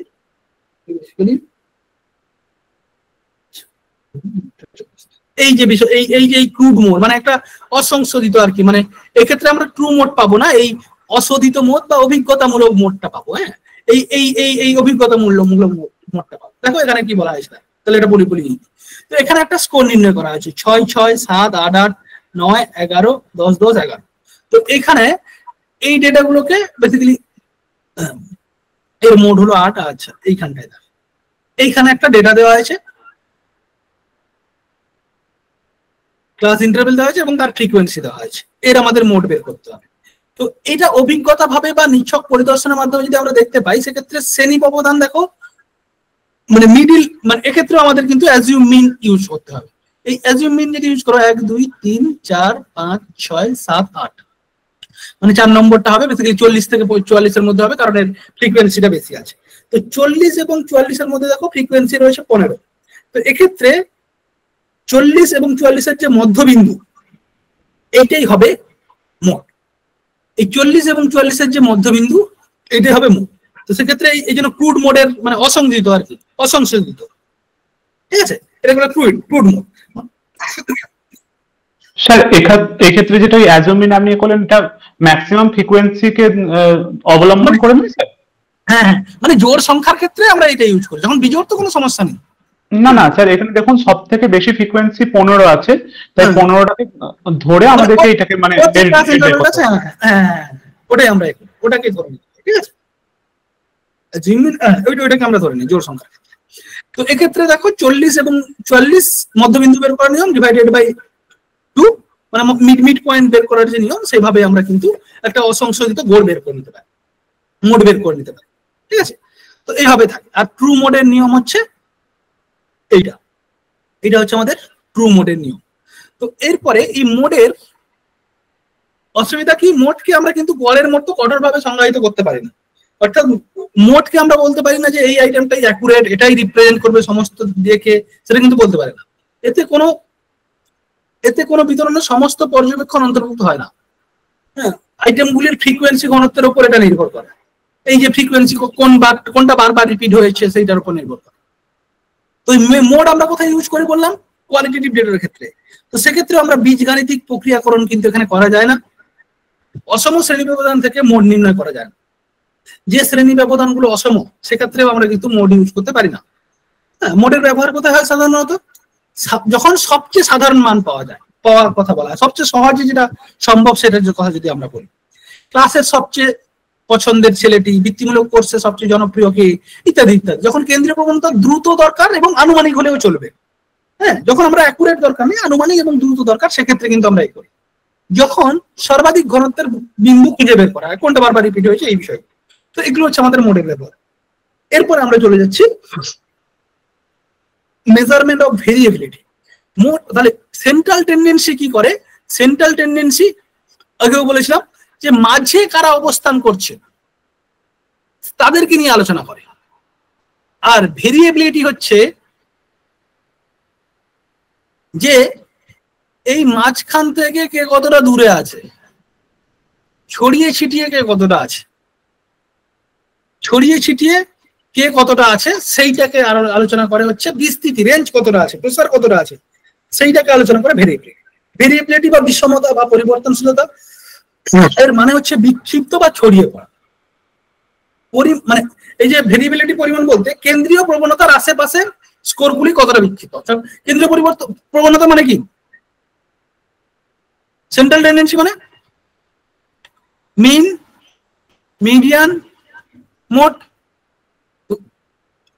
এই আমি ধরলাম একটা ধরো 50 জন স্টুডেন্ট আছে, 50 জন স্টুডেন্ট গড়ে হচ্ছে 70% পেয়েছে। 70% এখানে কি মিন। এইবারে দেখা গেল এখানে এই দিকে কিছু ছেলে মেয়ে 180 এরকম করে পেয়েছে, 100 পেয়েছে, 90 পেয়েছে, এরকম পেয়েছে, 80 পেয়েছে, 70 পেয়েছে, 60-50 পেয়েছে, 40 পেয়েছে, এরকম আছে। তো দেখা গেল 50টা স্টুডেন্টের মধ্যে 70 পেয়েছে একজন, 40 পেয়েছে 60 জন, আর 90 পেয়েছে, এই সরি 50টা স্টুডেন্টের 40 জন, 40 জন 40 পেয়েছে, একজন 70 পেয়েছে, আর 90 পেয়েছে ধরো 10 জন। তাহলে কোন দিকে বেশি আছে স্কোরটা? কমের দিকটাতে। এই কমের দিকটাতে বেশি আছে না? কিন্তু দেখো গড়টা হয়ে গেছে 70। তো এইটা আমরা শুধু গড় দেখে বা সেন্ট্রাল টেন্ডেন্সি দেখে কিন্তু আমরা সমস্ত রকম সিদ্ধান্ত নিতে পারি না। এই জন্য আমাদের যে কতটা ছড়িয়ে ছিটিয়ে আছে, কতটা দূরে দূরে আছে, সেইটা আমাদের খুঁজে বের করতে হয়। কেন্দ্রীয় পরিণতার উপর থেকে কতটা ছড়িয়ে ছিটিয়ে আছে সেইটা আমরা বের করতে হয়, ঠিক আছে? তো এই এখানে একটা চিত্রতে দেওয়া হয়েছে, দেখো এই গ্রাফে। তো এইখানে একটা ডেটা দেওয়া আছে, এখানে দেখো এই এই এই এই চারটা দেখো, এই এর যে এটা এর কতটা ছড়িয়ে ছিটিয়ে আছে, 20 থেকে 80, তাই না? কিছু ছেলে আছে যারা 20 পেয়েছে, আবার কিছু ছেলে আছে যারা 80 পেয়েছে। আরেকটা গ্রুপ দেখো যাদের স্কোর হচ্ছে 40 থেকে 60 এর মধ্যে। তাহলে এবারে বলো তো কোন গ্রুপটা ভালো, এ গ্রুপটা না বি গ্রুপটা?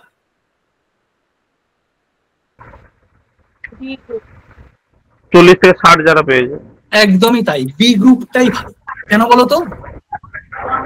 কারণ এরা সমগোত্রীয়, এরা সবাই মোটামুটি এভারেজের, সবাই ভালো, হোমোজেনিয়াস টাইপ, হোমোজিনিয়াস টাইপের। আর এটা হচ্ছে হেটেরোজিনিয়াস, এখানে কিছু জন আছে 80, কিছু জন আছে 70, কিছু জন আছে 60, কিছু জন আছে 50, এটা ভালো।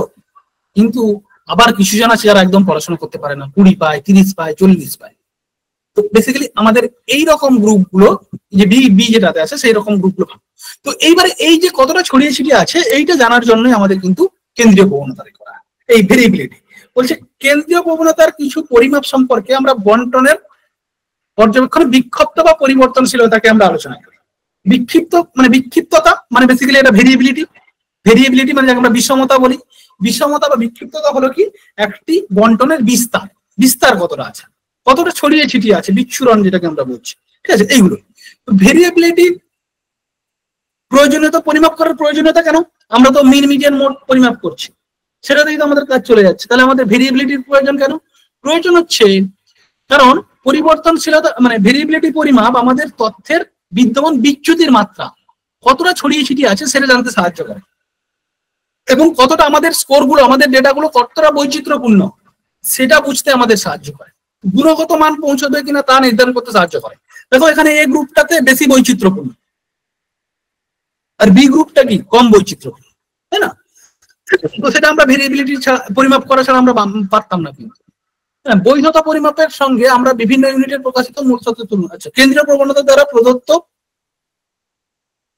তথ্যের যোগফল কার্য করা, তুলনা বিভিন্ন গ্রুপের মধ্যে, এই যে এ গ্রুপের সঙ্গে বি গ্রুপ কম্পেয়ার করার জন্য আমাদের কিন্তু ভেরিয়েবিলিটি গণনা করা প্রয়োজন। তো এই ভেরিয়েবিলিটিকে আমরা সাধারণত 4টি ভাবে পরিমাপ করি। এবারে মনে রাখবে ভেরিয়েবিলিটিও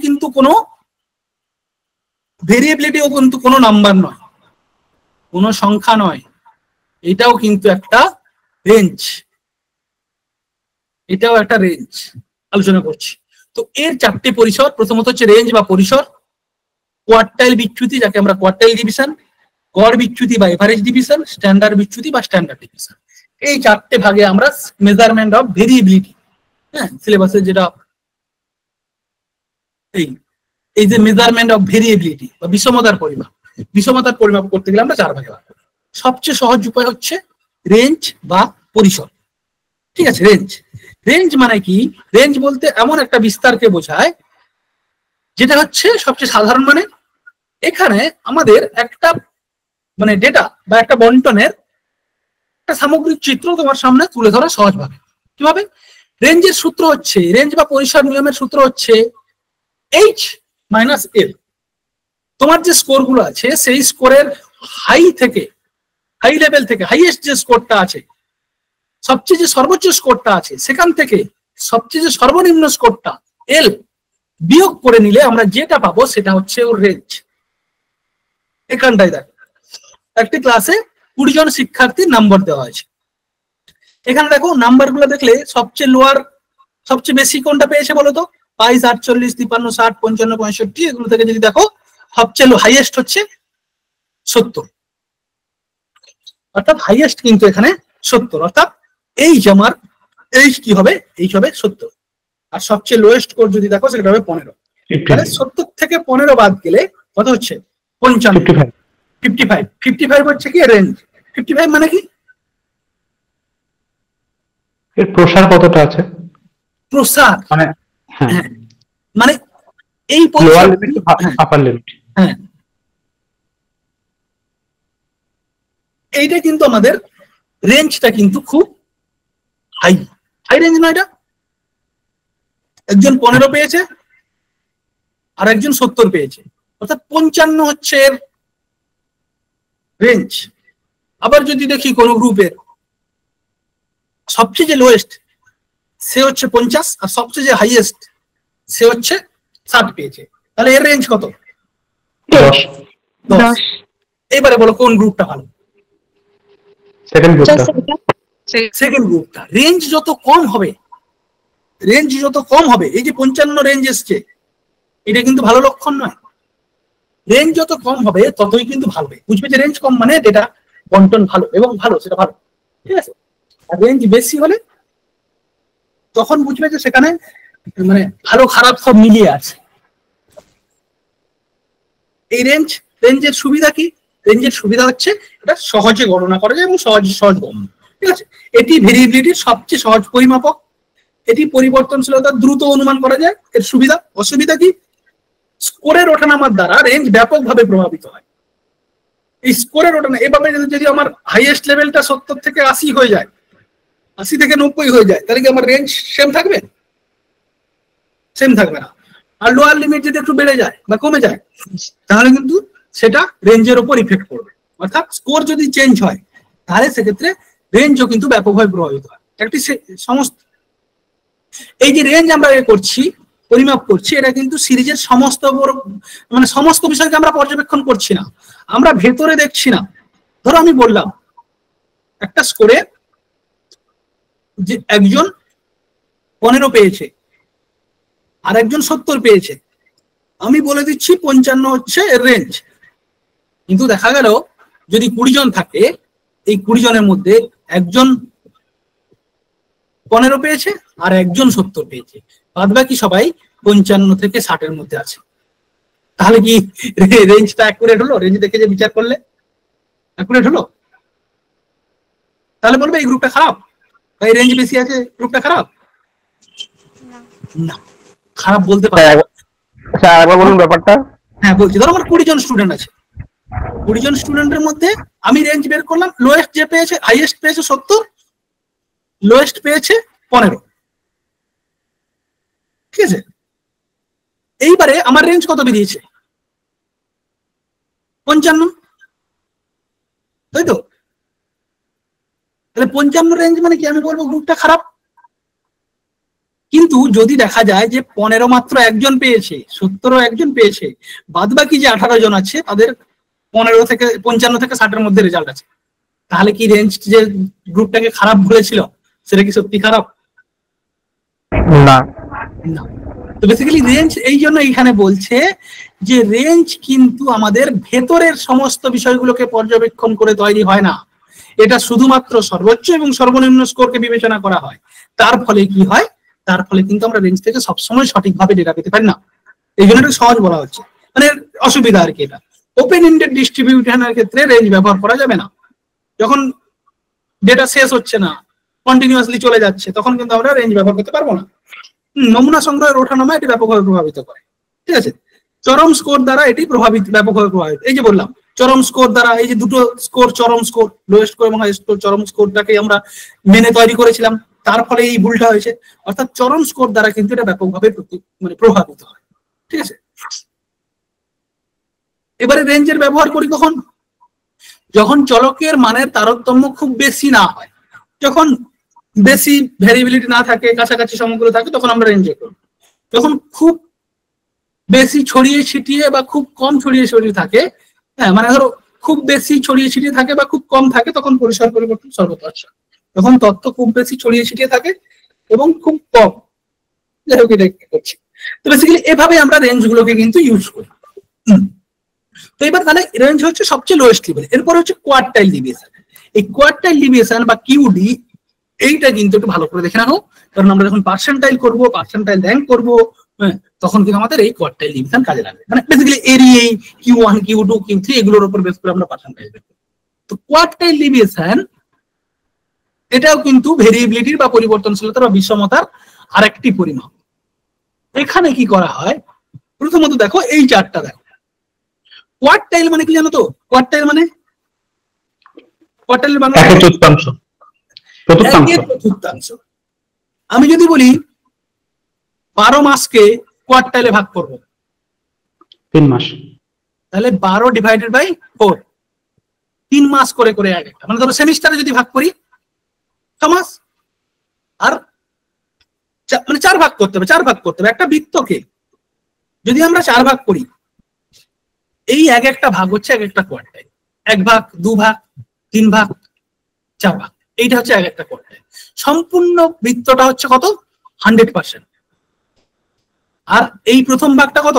তাহলে 25%। দ্বিতীয় ভাগটা ওটা 25। মানে দ্বিতীয় ভাগটা হচ্ছে প্রথমটাকে নিয়ে হবে, ঠিক আছে? এক একটা মানে প্রতিটা 50% করে, কিন্তু এটা হচ্ছে প্রথম ভাগটা হচ্ছে 25%, আর দ্বিতীয় ভাগটা মানে কি বলতো? দ্বিতীয় ভাগ মানে বেসিক্যালি এইটা হচ্ছে 50%, আর তৃতীয় ভাগটা হচ্ছে মানে এই পোর্শনটা 75%, আর চতুর্থ ভাগ হচ্ছে এইটা মানে 100%। এই যে আমরা প্রথম ভাগ বললাম, এটাকে বলা হয় Q1, কোয়ার্টাইল 1 মানে 25%।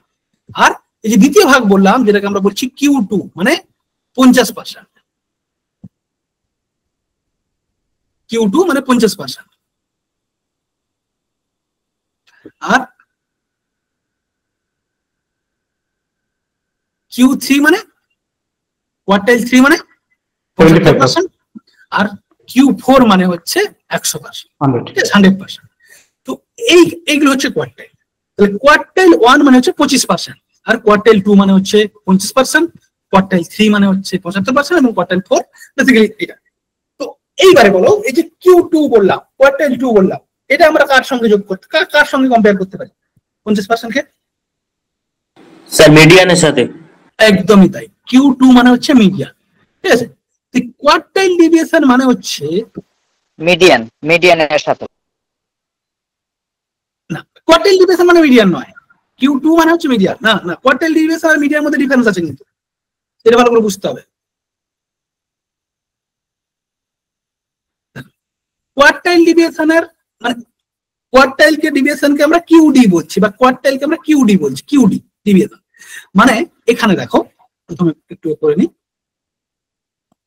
তো একটি মানে 1/4 মানে হচ্ছে কোনো কিছু 4 ভাগের 1 ভাগ। যখন একটা স্কেলকে সমান ভাগ 4 ভাগে ভাগ করা হয়, যে বৃত্তটা আঁকলাম, তাকে চতুর্থাংশের চ্যুতি বা কিউ বলা হয়। চতুর্থাংশ বিচ্যুতি বা কোয়ার্টাইল ডিভিশন। কিউ হলো ফ্রিকোয়েন্সি বন্টনের 75% এবং 25% মধ্যবর্তী স্কেলের দূরত্বের অর্ধেক। ভালো করে বোঝার চেষ্টা করো, এখানে বোঝাচ্ছি। তো ধরো কোয়ার্টাইল ডিভিয়েশন আমরা যাকে বলছি কিউ, কিউ মানে কিউ, শুধু Q, Q Q quartile deviation বা কিউডি এর বের করার সূত্র কি? সূত্র হচ্ছে Q3 মাইনাস Q1 বাই 2, তাই তো? তাই তো? Q1 মানে কি? Q1 মানে কি? 75%, সরি Q3 Q3 মানে হচ্ছে 75 মাইনাস 25 ডিভাইডেড বাই 2, তাহলে কত হচ্ছে? 75 থেকে বসে হলে 50 ডিভাইডেড বাই 2, তাহলে 25। তাহলে কিউ কে আমরা বলছি 25%। এইবারে তাহলে আমরা Q1 কে কি বলেছিলাম? Q1 25% বলেছিলাম তো। আবার কোয়ার্টাইল ডিভিশন আমার বলছে 25% বেরোচ্ছে, তাহলে এই 25% আর Q1 এর 25% কি সেম? না স্যার, না।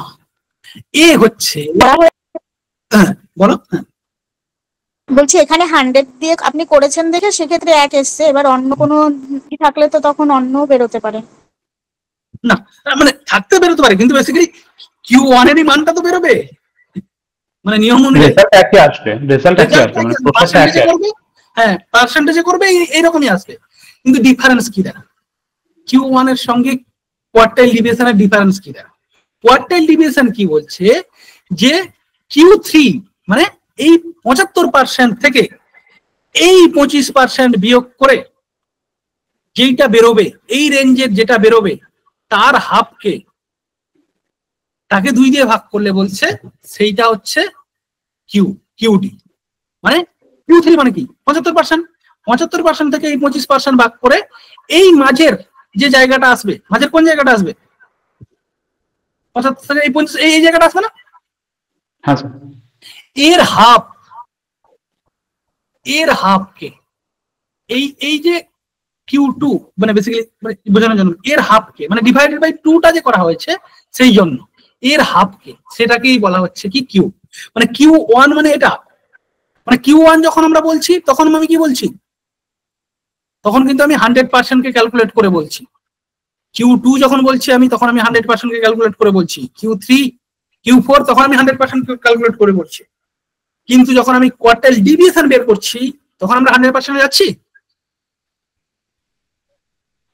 না, পুরোটাকে মেনশন করা আছে। আমরা কিন্তু এই 75% এর মধ্যে রাখছি, এটাকে যাচ্ছি না।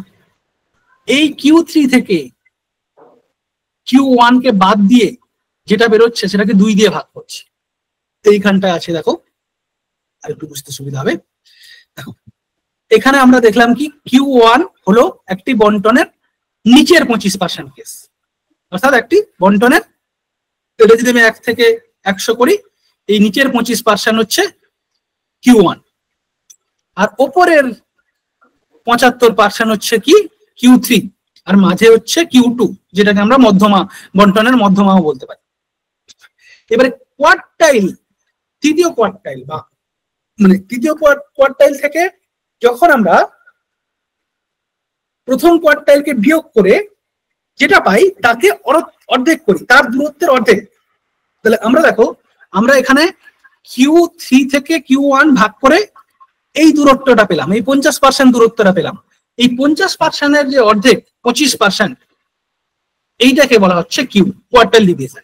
এবারে কোয়ার্টাইল ডিভিশন কিউ মানে এইভাবে কোয়ার্টাইল ডিভিশন গণনা করা হয়, পরে একটু আলোচনা করছি, ঠিক আছে? এর সুবিধা মানে এটা কোথায় আমরা ইউজ করতে পারবো সেটা আমরা দেখছি, এখানটায় দেখবো। তো এইটা হচ্ছে আমার কোয়ার্টাইল ডিভিশন। তাহলে মনে রাখবে কোয়ার্টাইল ডিভিশন মানে কিন্তু 100% এর নয়, 75% তার থেকে 25% মাইনাস করে 2 দিয়ে ভাগ করে আমরা কোয়ার্টাইল ডিভিশন পাবো। কোয়ার্টাইল ডিভিশন এগুলো হচ্ছে কি এটা হচ্ছে আমরা সাধারণভাবে করি। এইবারে কোয়ার্টাইল 1 যদি গণনা করতে হয় কিভাবে গণনা করবে?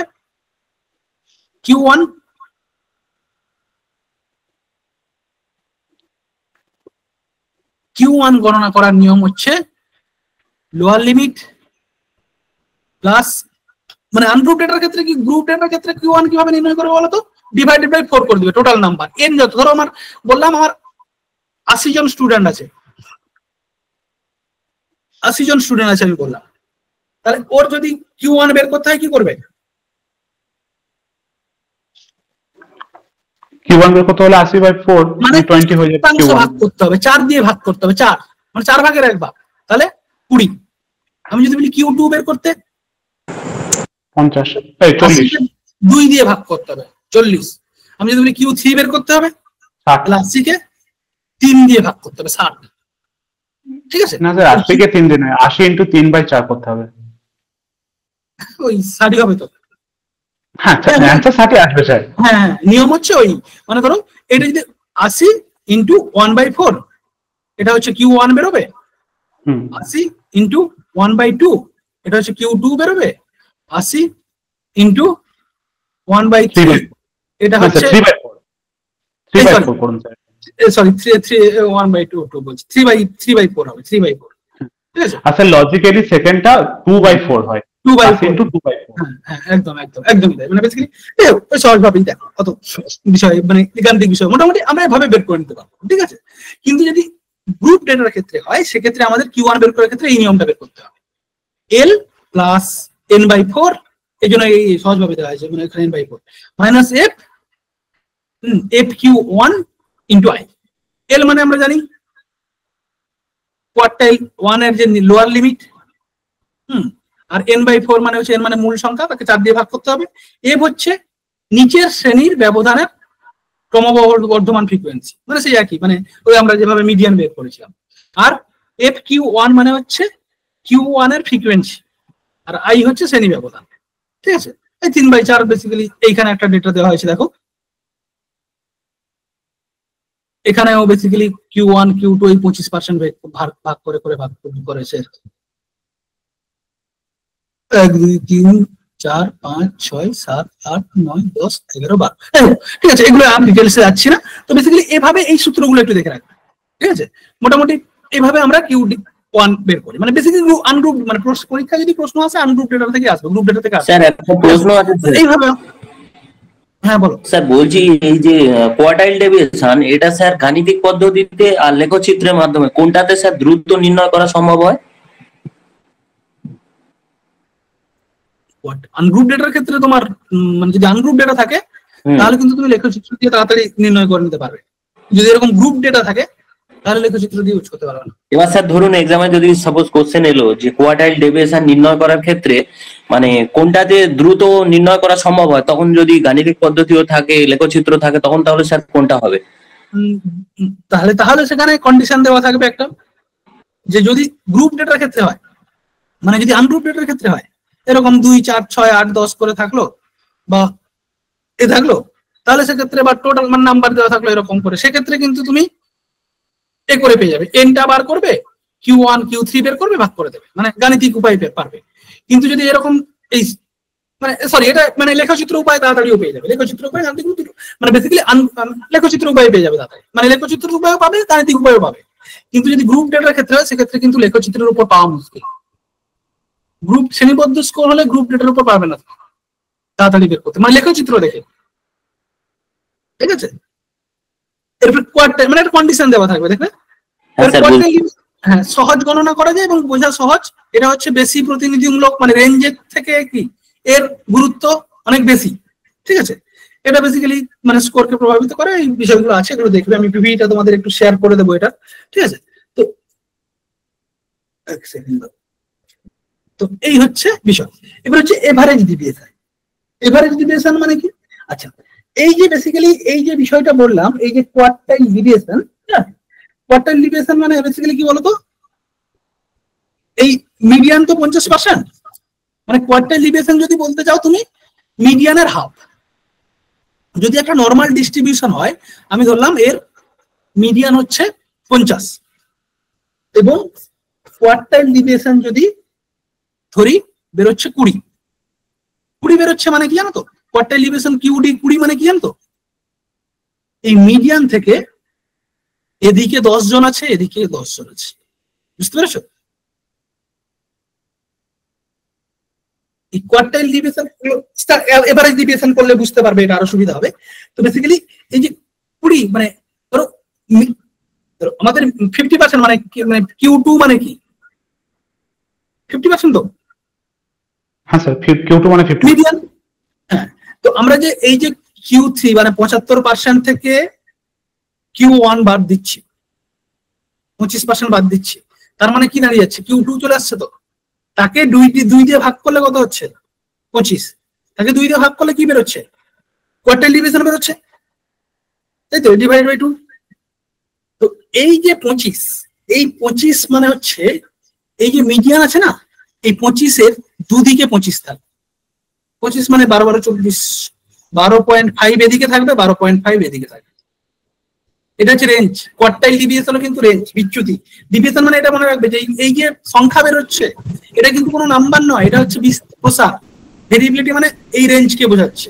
এই মিন থেকে এই যে রেঞ্জটা, এইটাকেই বোঝাচ্ছে হচ্ছে কিউডি 25-এর দ্বারা। বুঝাতে পারলাম? 55 যে রেঞ্জ বের করেছিলাম আগেরটাতে যে রেঞ্জ বের করেছিলাম 55, সেটা হচ্ছে মিডিয়ান থেকে এই রেঞ্জের মধ্যে 55 জন আছে, বা 55 এই রেঞ্জটাই হচ্ছে 55 জন আছে। এই যে 12.12 বেরোলো, মানে এখানে এর মধ্যে 12 জন আছে, এর মধ্যে 12 জন আছে। আরো আলোচনা মানে স্ট্যান্ডার্ড ডিভিশন এভারেজ ডিভিশন দেখলে এটা এই বিষয়টা ক্লিয়ার হবে, ঠিক আছে? তো এরপরে এভারেজ ডিভিশন মানে কোয়ার্টাইল ডিভিশন কি করে বলতো? মধ্যমা থেকে কতটা স্কোরটা ছড়িয়ে ছিটিয়ে আছে, মিডিয়ান থেকে কতটা ছড়িয়ে ছিটিয়ে আছে সেইটা মেজার করে। আর এভারেজ ডিভিয়েশন হচ্ছে গড় থেকে একটা স্কোর কতটা ছড়িয়ে ছিটিয়ে আছে। আমি বললাম একটা ক্লাসে ধরো কেউ সে বললো আমি গড়ে 60 পেয়েছি। এখন আমি যদি বলি যে আমি এখনকার দিনে আমি বলি 60% নাম্বার পেয়েছি, তুমি আমার নাম্বারটাকে ভালো বলবে না এভারেজ বলবে? Average sir. এভারেজ বলবে তো। কেন এভারেজ বলছো? এখন স্কোর অনেক হাই হয় না, কারণ এখন হামেশাই সবাই 60% পায়, একদম মানে হামেশাই 60% পায়। মানে এভারেজের, আমি কিন্তু এভারেজের থেকে বেশি নই, আমি এভারেজের মধ্যেই নাম্বার পেয়েছি, তাহলে আমার 60%টা কিন্তু বেশি না। কিন্তু আজ থেকে 30 বছর আগে চলে যাও, 20-25 বছর আগে চলে যাও, তখন যদি কেউ মাধ্যমিকে 60% পায়, বা যদি ফার্স্ট ডিভিশন পেয়ে যায় কেউ কলেজে, তাহলে তাকে আমরা কি বলি? যে বিশাল পণ্ডিত, তাই তো, খুব ভালো জানে তাই 60% পেয়েছে, নাহলে কিন্তু পেতে পারতো না। কেন? কারণ তখন বেশিরভাগ লোক গড়ে হয়তো 30-35 করেই পেত, মিনিমাম পাস করতো, ফেল করে যেত বেশিরভাগ, আর যারা পাস করতো খুব কম নাম্বার পেত, সেখানে তুমি কিন্তু বেশি নাম্বার পেয়ে। তো বেসিক্যালি তোমার ওই সময় যখন 20-25 বছর আগে, তখন গড়ে যেখানে 30 করে পেত লোক, 35 করে পেত, সেখানে তুমি 60 পেয়েছো, মানে তুমি গড়ের থেকে এভারেজের থেকে অনেকটা উপরে বিলং করো, তাই না? অনেকটা হাইতে বিলং করো।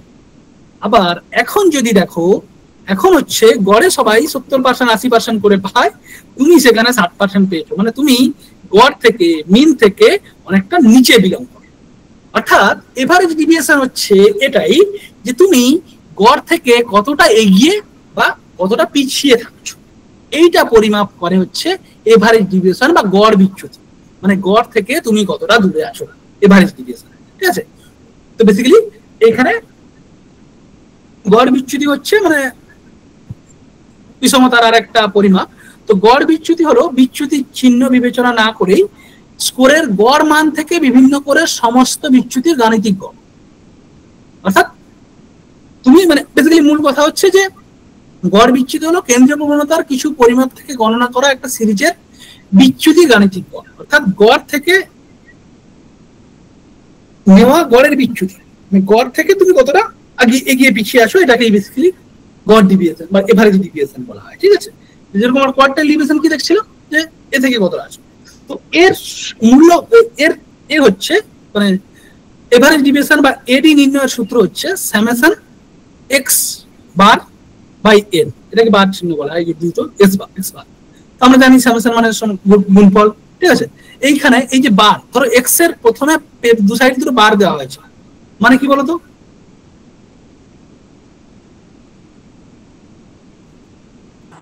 মানে মাইনাস থাকবে না, ভ্যালুটা থাকবে, সেটা প্লাসও হতে পারে মাইনাসও হতে পারে, সেটা আমাদের কাছে কোনো ফ্যাক্টর নেই, শুধু ওটাকে আমরা প্লাস ভ্যালু হিসেবেই কাউন্ট করব।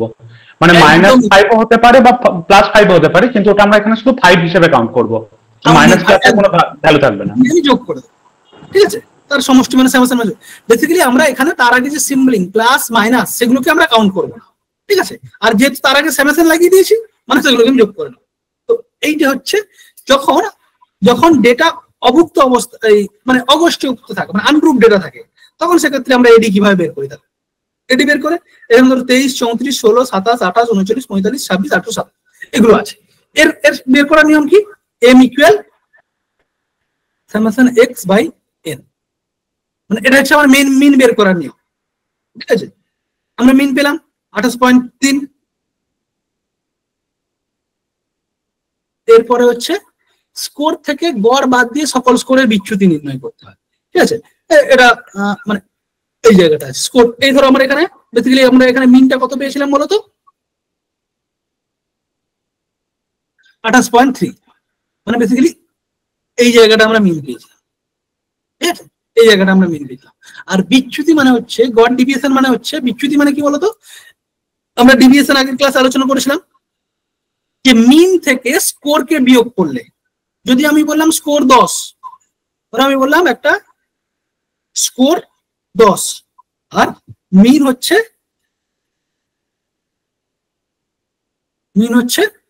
ধরে নাও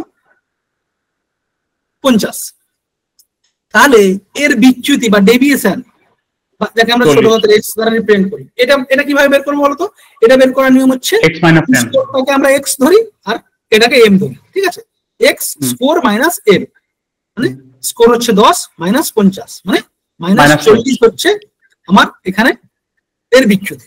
তো এইভাবে প্রতিটা স্কোরের বিচ্যুতি বের করা হয় এভাবে করে করে, ঠিক আছে। তাহলে আমার মাইনাস 40 হচ্ছে আমার বিচ্যুতি। এবারে ধরো দ্বিতীয় স্কোরটা আছে 15, তাহলে 15 মাইনাস 50 মানে মাইনাস 35 হচ্ছে আমার এই 15-র বিচ্যুতি। তো এইভাবে আমাদের বিচ্যুতিগুলো নির্ণয় করা হয়, ঠিক আছে।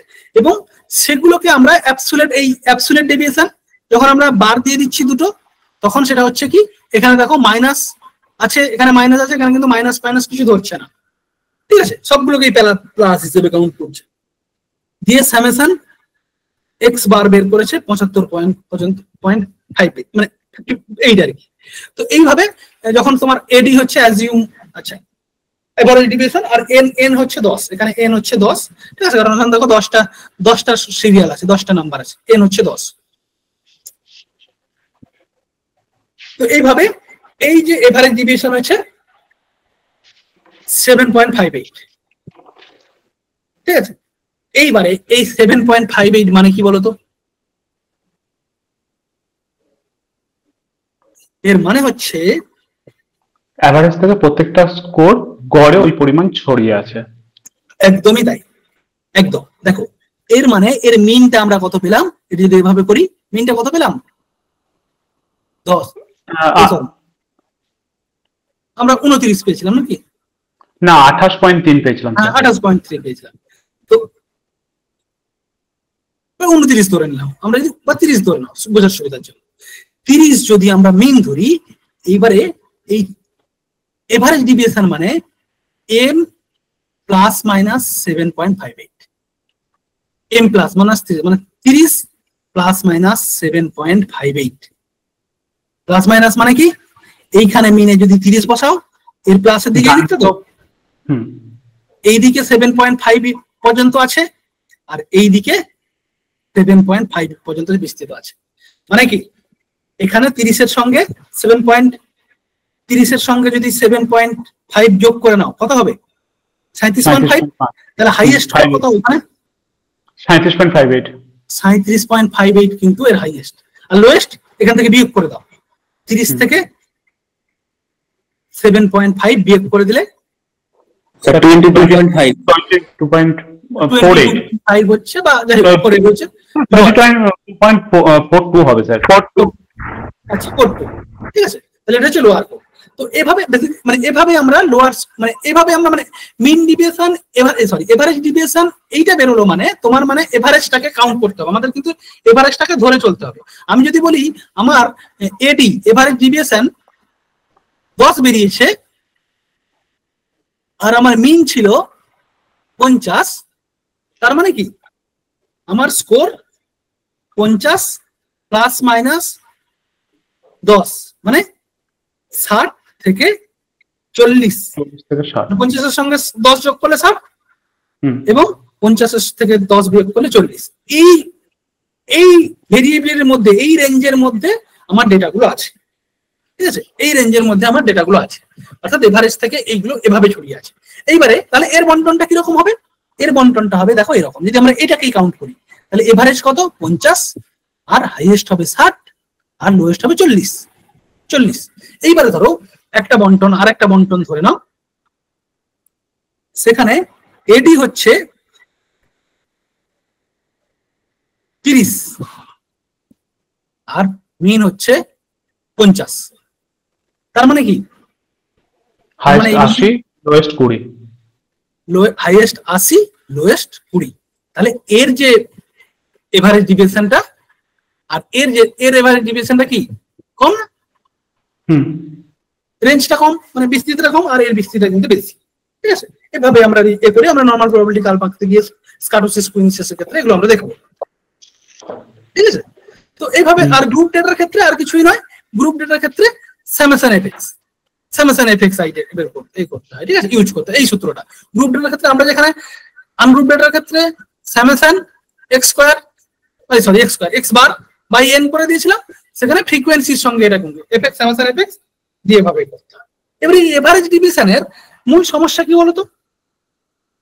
মূল সমস্যাটা হচ্ছে এখানে যখন আমরা প্রথম বিচ্যুতি বের করি না, এইটাতে দেখো, এই যে প্রথম বিচ্যুতিটা দেখো কত মাইনাস স্কোর আছে, কত প্লাস স্কোর আছে। এই মাইনাস প্লাস গুলোকে আমরা কি মানে গ্রাহ্যই করলাম না, সব অ্যাবসলিউট ভ্যালু বসিয়ে দিলাম। তাহলে কি অ্যাকুরেট ভাবে বেরোবে? মাইনাস গুলোকে প্লাস করে দিচ্ছি, এটা কি অ্যাকুরেট ভাবে বেরোবে? না, বেরোবে না। তার জন্য আমরা স্ট্যান্ডার্ড ডিভিশন ইউজ করি, এবং বেসিক্যালি আমরা সেন্ট্রাল টেন্ডেন্সির ক্ষেত্রে মিন আর মেজারমেন্ট অফ ভেরিয়েবলের ক্ষেত্রে এসডি এর উপর বেস করে বেশিরভাগ ক্ষেত্রে আমরা ম্যাথ গুলো করে থাকি স্ট্যাটিস্টিক্স। আর কিছু কিছু ক্ষেত্রে মিডিয়ান কোয়ার্টাইল ডিভিশন ইউজ করি, সেগুলো কম, কারণ এটা হচ্ছে সবচেয়ে বেশি অ্যাকুরেট। ঠিক আছে, তো এভারেজ ডিভিশনকে আমরা কিন্তু কঠোরভাবে সংজ্ঞায়িত করা হয়েছে, মান সুনির্দিষ্ট সহজে গণনা করা যায়, বোঝা সহজ। কিন্তু এর অসুবিধা কি? এর অসুবিধা হচ্ছে এখানে আমরা যে এই মানে বীজগণিতিক লক্ষণগুলোকে আমরা উপেক্ষা করে দিচ্ছি, আমরা প্লাস মাইনাসকে উপেক্ষা করছি, গাণিতিকের যে গণিতের যে মৌলিক নিয়ম তার বিরুদ্ধে চলে যাচ্ছি আমরা। ঠিক আছে, বীজগণিতের ক্ষেত্রে এটা পসিবল হচ্ছে না, এগুলো হচ্ছে এর অসুবিধা।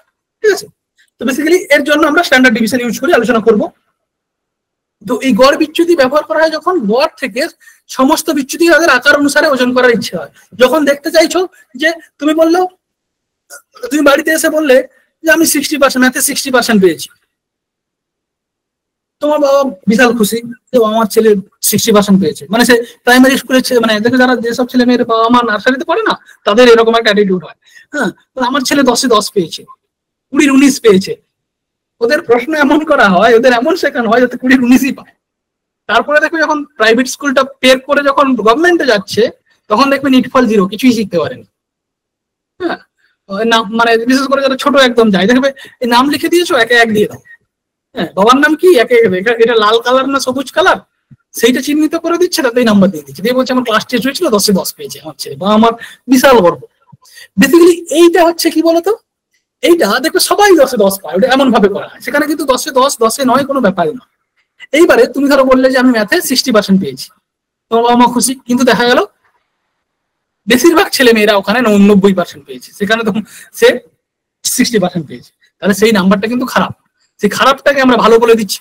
আবার কেউ এসে বললো আমি ম্যাথে, মানে প্রশ্ন প্রচুর কঠিন হয়েছে, সে ম্যাথে 50 পেয়েছে, 50% পেয়েছে, আর যে হাইয়েস্ট পেয়েছে সে 55 পেয়েছে। তো বলে 50-55 পেয়েছে, তাহলে এই নাম্বারটা কিন্তু এই 60% থেকে এই 50% নাম্বারটা বেশি ভালো, তাই না? কি এই 50%টা এই 60% থেকে বেশি ভালো, তাই না? কারণ এখানে বেশিরভাগ লোক খারাপ রেজাল্ট করেছে এবং প্রশ্ন হার্ড হয়েছিল, সেখানে সেই র্যাঙ্ক করেছে। এখানে যদি প্রশ্ন হার্ড হতো, যে 60% পেয়েছে সে হয়তো দেখা হতো 40% পেত, বা 30% পেত, বা 20% পেত। তো এই সবের জন্য এগুলো আমরা মানে আমরা শুধু যদি এভারেজ ধরে নিই, গড় ধরে বিচার করি, তাহলে কিন্তু আমরা পাবো না, আমরা সঠিক ডেটা পাবো না। আমরা বিচ্যুতি, এখানে ডিভিয়েশন দেখতে হবে, যে সে আর সবার থেকে কতটা পিছিয়ে আছে বা কতটা এগিয়ে আছে, তার থেকে সেইটা জানা কিন্তু আমাদের জরুরি। এর জন্য আমরা এডি বা এভারেজ ডিভিয়েশন ইউজ করি। এরপর হচ্ছে স্ট্যান্ডার্ড ডিভিয়েশন। স্ট্যান্ডার্ড ডিভিয়েশন হচ্ছে এই যে এভারেজ ডিভিয়েশনের কিছু কিছু সমস্যা, কিছু কিছু মানে সমস্যা থাকছে, এবং কিছু কিছু অসুবিধা আছে। প্লাস মাইনাসে কোর্স হচ্ছে, আমরা যদি প্লাস মাইনাস গুলোকে ধরি, তাহলে আবার মাইনাসে মান চলে আসতে পারে। আবার যদি নাও ধরি, তাহলে আমাদের গাণিতিক নিয়ম অলঙ্ঘন করা হচ্ছে। তো সেক্ষেত্রে আরেকটি স্ট্যান্ডার্ড নিয়ম হচ্ছে স্ট্যান্ডার্ড ডিভিয়েশন, যেটাকে আমরা গ্রিক অক্ষর সিগমা, এইরকম সিগমা, এই চিহ্নটাকে হিসেবে আমরা কিন্তু স্ট্যান্ডার্ড ডিভিয়েশনটাকে করি। স্ট্যান্ডার্ড ডিভিয়েশন হলো স্পিড বা বিচ্ছুরণ পরিমাপের মূল গড় বর্গের বিচ্যুতি। এসডি হচ্ছে কি গড় বর্গের বিচ্যুতি, মানে বেসিক্যালি আমরা যেটা পেলাম সেটাকে যখন আমরা বর্গ করে নিই তার বিচ্যুতি, বর্গ করে নিই, রুট যখন করে নিই, বর্গফল যখন করে নিই তখন সেটাকে আমরা বলছি স্ট্যান্ডার্ড ডিভিশন। ঠিক আছে, হ্যাঁ, এর সূত্র হচ্ছে ফর্মুলা কি, summation root X square by M. Summation মানে সাম টোটাল, এক্স হচ্ছে divided score from the mean থেকে যে ডিভাইডেড স্কোর বেরোয়, মানে মিন থেকে যে ডিভাইডেড স্কোর বেরোয় তার এটাকে বের করে আমরা এভাবে বের করি। ঠিক আছে, এর কি কোনো সূত্র দেওয়া আছে? এইটা হচ্ছে সূত্র গ্রুপ ডেটার ক্ষেত্রে এফ এক্স স্কোয়ার। যাই হোক, তো এটা হচ্ছে এদের দুটো সূত্র। ঠিক আছে, আর এটা আমি আর বেশি গাণিতিক বিষয় যাচ্ছি না। তো মানে এর প্রথম আমরা আনগ্রুপ ডেটার ক্ষেত্রে আমরা কিভাবে ব্যবহার করবো, এটা এই পিডিএফটা আমি তোমাদের শেয়ার করবো, এখান থেকে একটু দেখবে। ঠিক আছে, এটা বেসিক্যালি তোমাদের যে পিডিএফটা দিয়েছিলাম ওরই বাংলা ভার্সন। ঠিক আছে, বাংলাটা করলাম কারণ একটু অসুবিধা হবে, বুঝতে পেরেছি, সেই জন্য আমি এটা তৈরি করে ভালো করে রেডি করলাম আজকে। তো যে বিষয়গুলো বোঝালাম সেগুলো কি মোটামুটি করে একটু বুঝতে পারছো বা মানে বোঝা যাচ্ছে বিষয়গুলো? হ্যাঁ স্যার, বোঝা যাচ্ছে। তো এই যে স্ট্যান্ডার্ড ডিভিয়েশন এর সুবিধা কি বলতো? সুবিধা হচ্ছে স্ট্যান্ডার্ড ডিভিয়েশনকে কঠোরভাবে সংজ্ঞায়িত করা হয়, এর মান সর্বদা নির্দিষ্ট। এই স্ট্যান্ডার্ড ডিভিয়েশন মানে এই যে average deviation, quartile deviation, range, এগুলোর যে লিমিটেশন থাকে, সীমাবদ্ধতা থাকে, সেগুলোকে আমরা বের করে, সেগুলোকে পার করে আমরা কিন্তু এই মানে এই স্ট্যান্ডার্ড ডিভিশন বের করি। এটা বর্গমূল টুল করে সব করে এমন মানে করা হয় যাতে কোনো রকম ভুল থাকার সম্ভাবনা না থাকে। এইবারে এখানেও আমি বলে দিই, স্ট্যান্ডার্ড ডিভিশনের ক্ষেত্রে যদি আমি বলে দিই, আমি যদি বললাম যে আমার একটা স্কোরের মিন বেরিয়েছে, এগুলোর উপর আমরা ম্যাথ করবো, এরকম ভাবে প্রশ্নগুলো আছে যে একটা ডেটার মিন হয়তো 50 আর স্ট্যান্ডার্ড ডিভিয়েশন 5,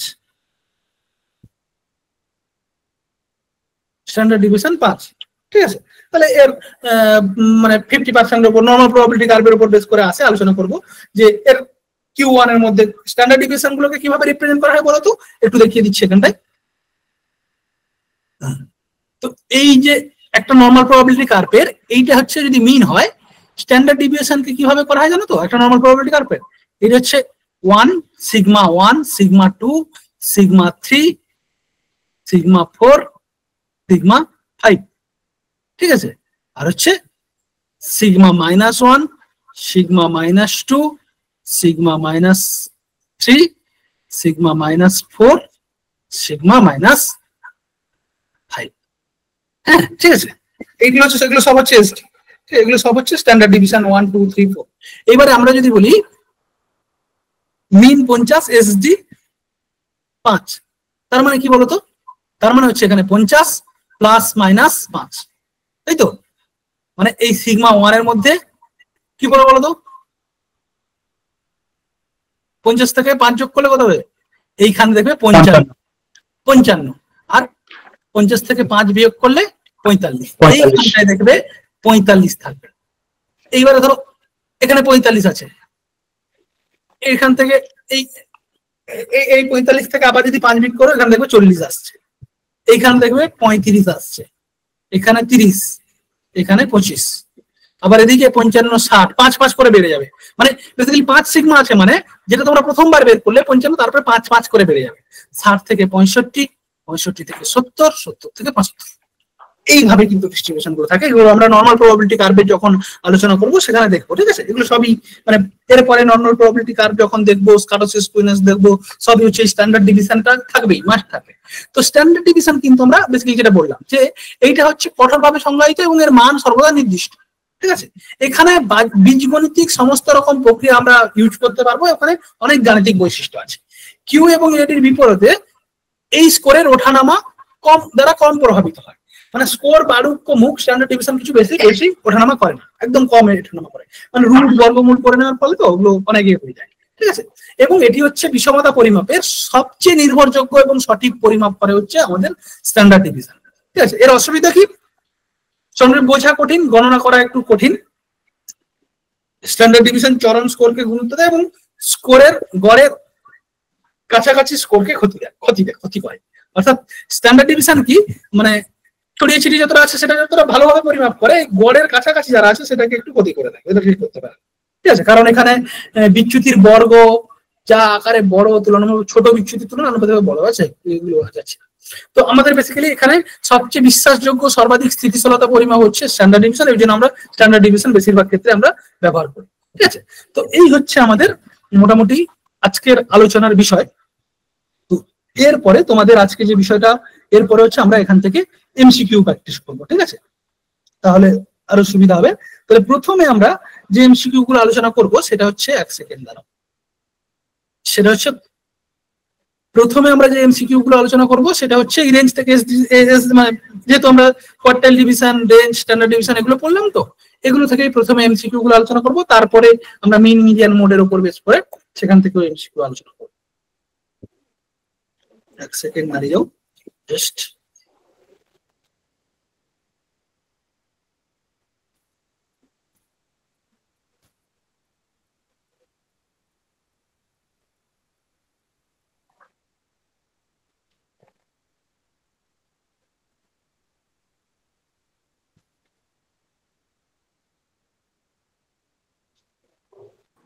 বলরাম স্যার ভিডিওটা অফ করে দাও।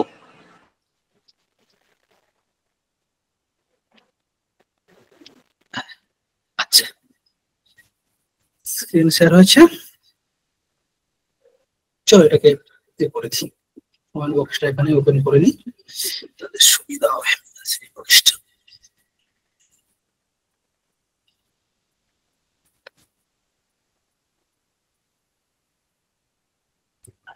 আচ্ছা, এখানে 26 নম্বর প্রশ্ন থেকে আমরা শুরু করছি, তারপরে পরের গুলো আলোচনা করবো। ঠিক আছে,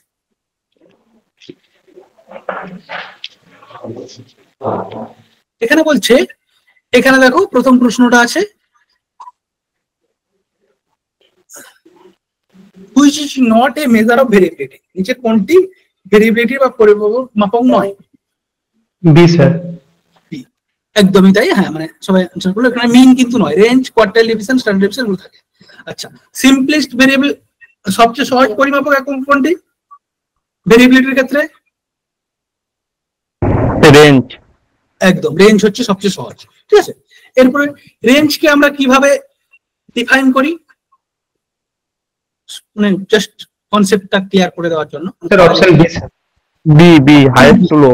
হাইয়েস্ট থেকে লোয়েস্টটাকে আমরা বিয়োগ করলে আমরা কি রেঞ্জকে পেতে পারি। ঠিক আছে, রেঞ্জ বা position. What is the most suitable measurement of variability, এটা বলো।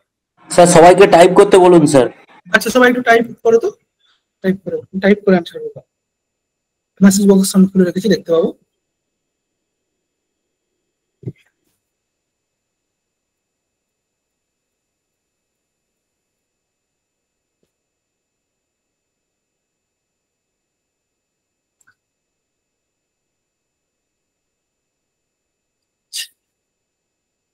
29 মোস্ট সুইটেবল স্থিতিশীল পরিমাপক একক।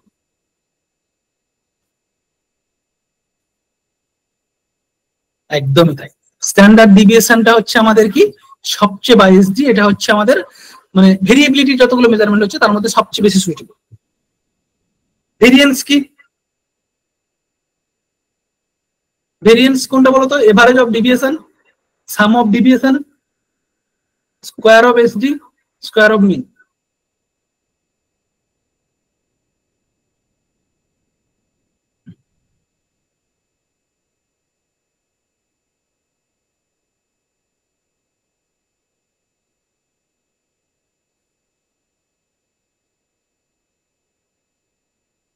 স্যার ভেরিয়েন্স একটু বলে দিন তো। আচ্ছা, এইখানটা ছিল, ভেরিয়েন্সটা হচ্ছে এই যে এসডি বের করি না, মানে এই স্ট্যান্ডার্ড ডিভিয়েশনকে প্রথমে করতে গেলে আমাদের কিন্তু ভেরিয়েশনটাকে বের করতে হয়।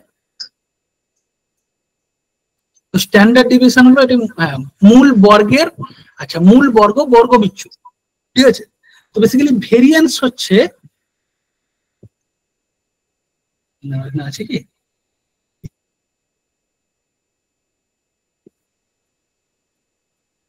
ভেরিয়েন্স হচ্ছে কি বলতো? ভেরিয়েন্স হচ্ছে আমরা যখন এসডি কে স্ট্যান্ডার্ড ডিভিশনকে স্কোয়ার করি, স্কোয়ার করি, সেইটাকেই বেসিক্যালি ভেরিয়েন্স বলে। ভেরিয়েন্স সেকেন্ড তো মিন যেটা বিচ্যুত হবে তার স্কোয়ারটা। স্কোয়ার অফ এসডি মানে এভারেজ ডিভিয়েশনটাকে বেসিক্যালি এডিটাকে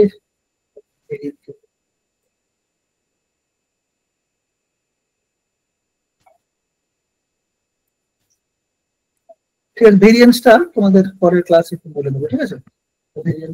ভেরিয়েন্সটা বেসিক্যালি হচ্ছে তোমার যে মানে ওই এসডি স্ট্যান্ডার্ড ডিভিশন করার আগে, রুট করার আগে, মানে বর্গমূল করার আগে আমরা বেসিক্যালি স্কোয়ার যে করি, মানে এসডি গুলোকে স্ট্যান্ডার্ড ডিভিশনটাকে স্কোয়ার করে তারপরে বর্গমূল করার চেষ্টা করে আমরা এসডি বের করি।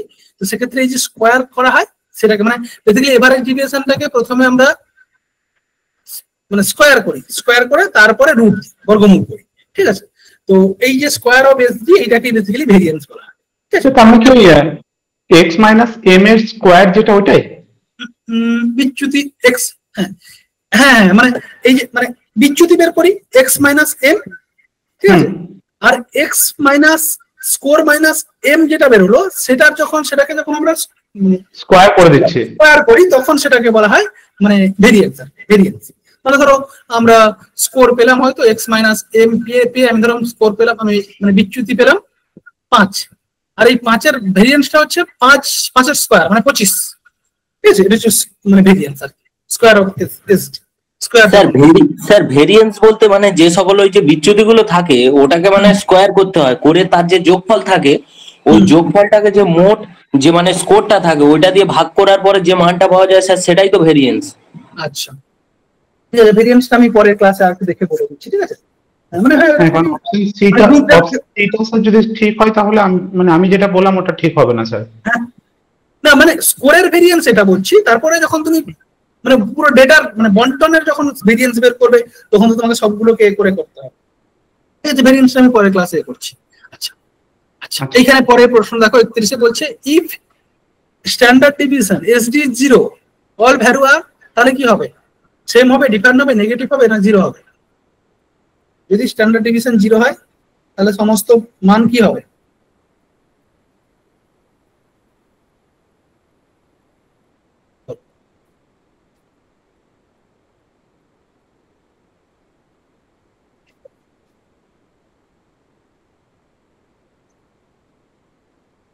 সম্রাট এ বলছো, কোচিং সি বলছো নেগেটিভ হবে কেন? দেখো স্ট্যান্ডার্ড ডিভিশন 0 মানে কি? স্ট্যান্ডার্ড ডিভিশন 0 কখন বেরোবে? যখন হচ্ছে ধরো আমি বললাম একজন 5 পেয়েছে, 4 জন 5 জন 5 পেয়েছে, তাহলে কি হবে?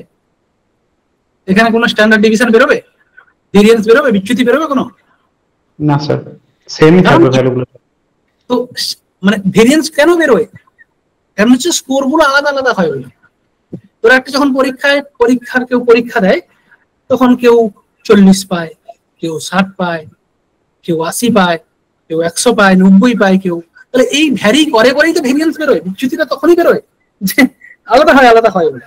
কিন্তু যদি ভাবো যে এসডি 0 মানে কি সব স্কোর গুলো হচ্ছে সেম, এখানে তাহলে আর কোনো এসডি থাকবে না, ঠিক আছে। যদি সব স্কোর গুলো সেম হয় তাহলে কি হবে? আমাদের অ্যানসারও সেম হবে, ভ্যালু সেম হবে। কোয়ার্টাইল ডিভিয়েশনকে আমরা কিভাবে জানি? কোয়ার্টাইল ডিভিয়েশনকে আমরা mean deviation, inter quartile range, mode deviation আর স্ট্যান্ডার্ড ডিভিয়েশন।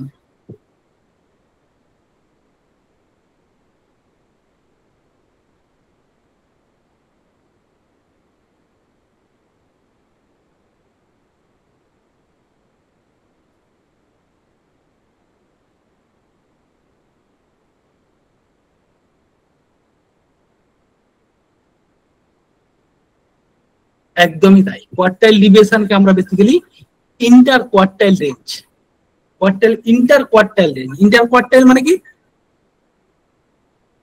এই যে quartile 3 minus quartile 1 divided by 2, এইটাকে বলা হয় ইন্টার কোয়ার্টাইল রেঞ্জ। এবং এই কিউ থ্রি থেকে কিউ ওয়ান বাদ দিলেও একেও একটা কোয়ার্টাইল বলা হয়। একে কি কোয়ার্টাইল বলা হয়, বলতে পারবে? এই এই যে মানে ধরো কিউ থ্রি থেকে কিউ ওয়ান বের করলে এটারও একটা কোয়ার্টাইল দেবে। এই কোয়ার্টাইলের একটা নাম আছে, বলছিলাম।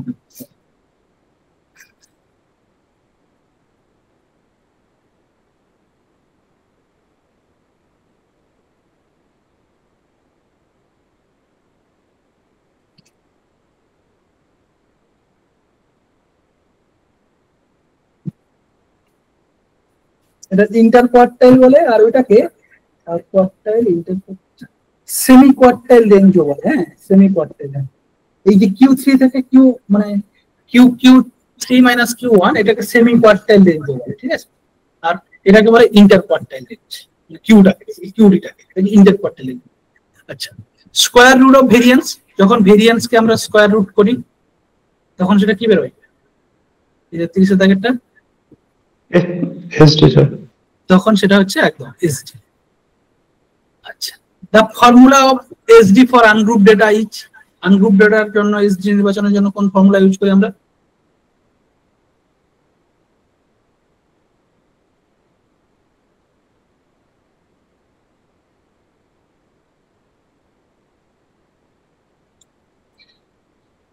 এক বলছো root summation X Y N, একদম বি নয় এ, এটাই হচ্ছে হবে তো সামেশন, ওইটাই। বেসিক্যালি এর সিম্বল গুলো একটু চেঞ্জ হয়ে গেছে এটা কপি করার জন্য। আচ্ছা, 35 এর দাগে দেখ, which of the following measure is used to compare variability, নিচে কোনটি তুলনামূলক পরিবর্তনশীলতা মাপতে ব্যবহার করা হয়?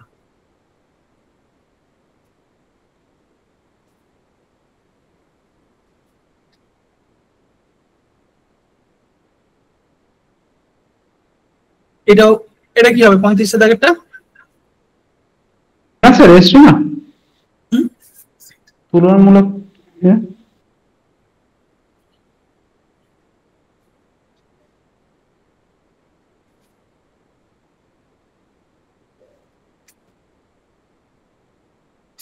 কম্পেয়ার ভেরিয়েবিলিটি, কোএফিসিয়েন্ট, এটা পড়ানো হয়নি। এটা basically answer coefficient of variance হবে, ঠিক আছে? এটার কোএফিসিয়েন্ট অফ ভেরিয়েন্স হবে কম্পেয়ার করি, মানে বেসিক্যালি কোরিলেশন কোএফিসিয়েন্ট, ওগুলো আমরা কম্পেয়ার করার জন্য, তুলনা করার জন্য ইউজ করি, ঠিক আছে? ভেরিয়েবিলিটি মানে কতটা বিষয়তা আছে তুলনা করার জন্য আমরা এটাই করি। হ্যাঁ, কোএফিসিয়েন্ট অফ ভেরিয়েন্স এগুলো আমরা আলোচনা করব। এই কোএফিসিয়েন্ট অফ মানে কোরিলেশন কোএফিসিয়েন্ট অফ ভেরিয়েন্স এগুলো তখন আলোচনা, ওটা বেসিক্যালি সি অ্যানসার হবে। পরের প্রশ্ন দেখো, which measure had the same unit as the original data, কোন মাপকটি একক ডেটার সঙ্গে এককের সঙ্গে এক, same unit of original data?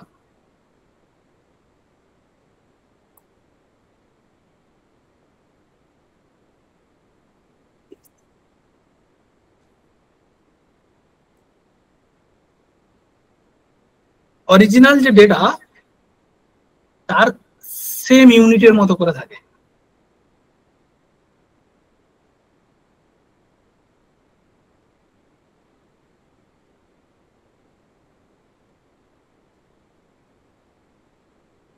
এটাও কিন্তু স্ট্যান্ডার্ড ডেভিয়েশনই হবে, ঠিক আছে? সেম ইউনিট, এই যে বললাম না, sigma one, sigma two, sigma three, sigma minus one, minus two, minus three, এগুলো কিন্তু যে ইউনিটটা থাকবে সেম ইউনিটে কিন্তু বেরোবে, এগোবে পেছনে। এটাও কিন্তু স্ট্যান্ডার্ড ডেভিয়েশনে থাকে, ঠিক আছে? পরের প্রশ্ন দেখো, which measure can not be negative, কোন মেজারমেন্ট নেগেটিভ হতে পারে না?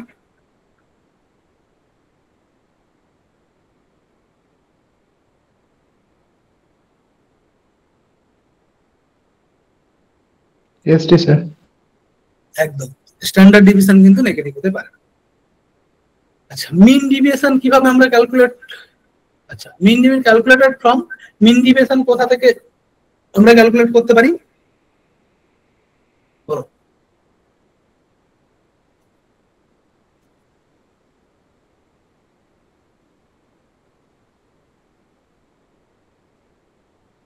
এইটার একটা ভালো অ্যান্সার প্রশ্ন। মিন ডিভিয়েশন আমরা শুধু মিন থেকে না মিডিয়ান থেকে না মোড থেকে কোথা থেকে ক্যালকুলেট করতে পারবো?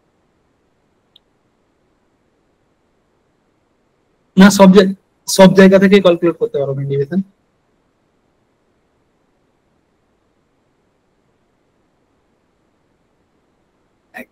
কে বলছো?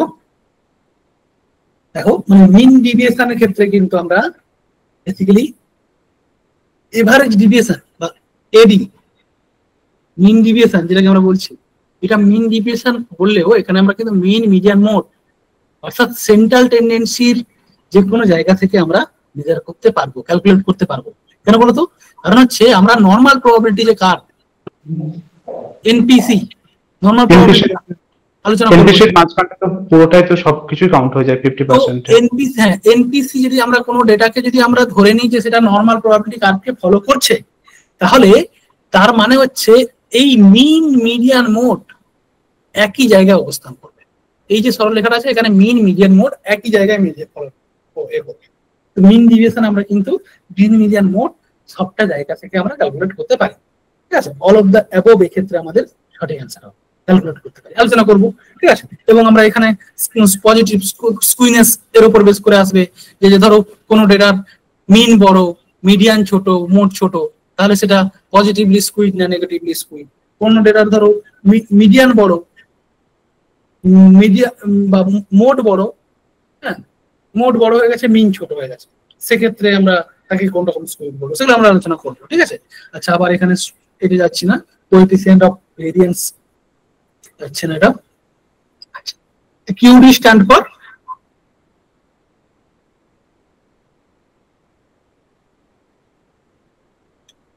এটা কি কিউডি কে আমরা কি বলি? বেসিক্যালি কিউডি কে আমরা কোয়ার্টাইল ডিভিয়েশন হিসেবে, মানে এর ফুল ফর্ম হচ্ছে কোয়ার্টাইল ডিভিয়েশন। আচ্ছা, standard deviation is preferred because standard deviation কে আমরা বেশি প্রেফার করি কেন? It is easy, it is consider all value, it ignorate outlier, it has same mean.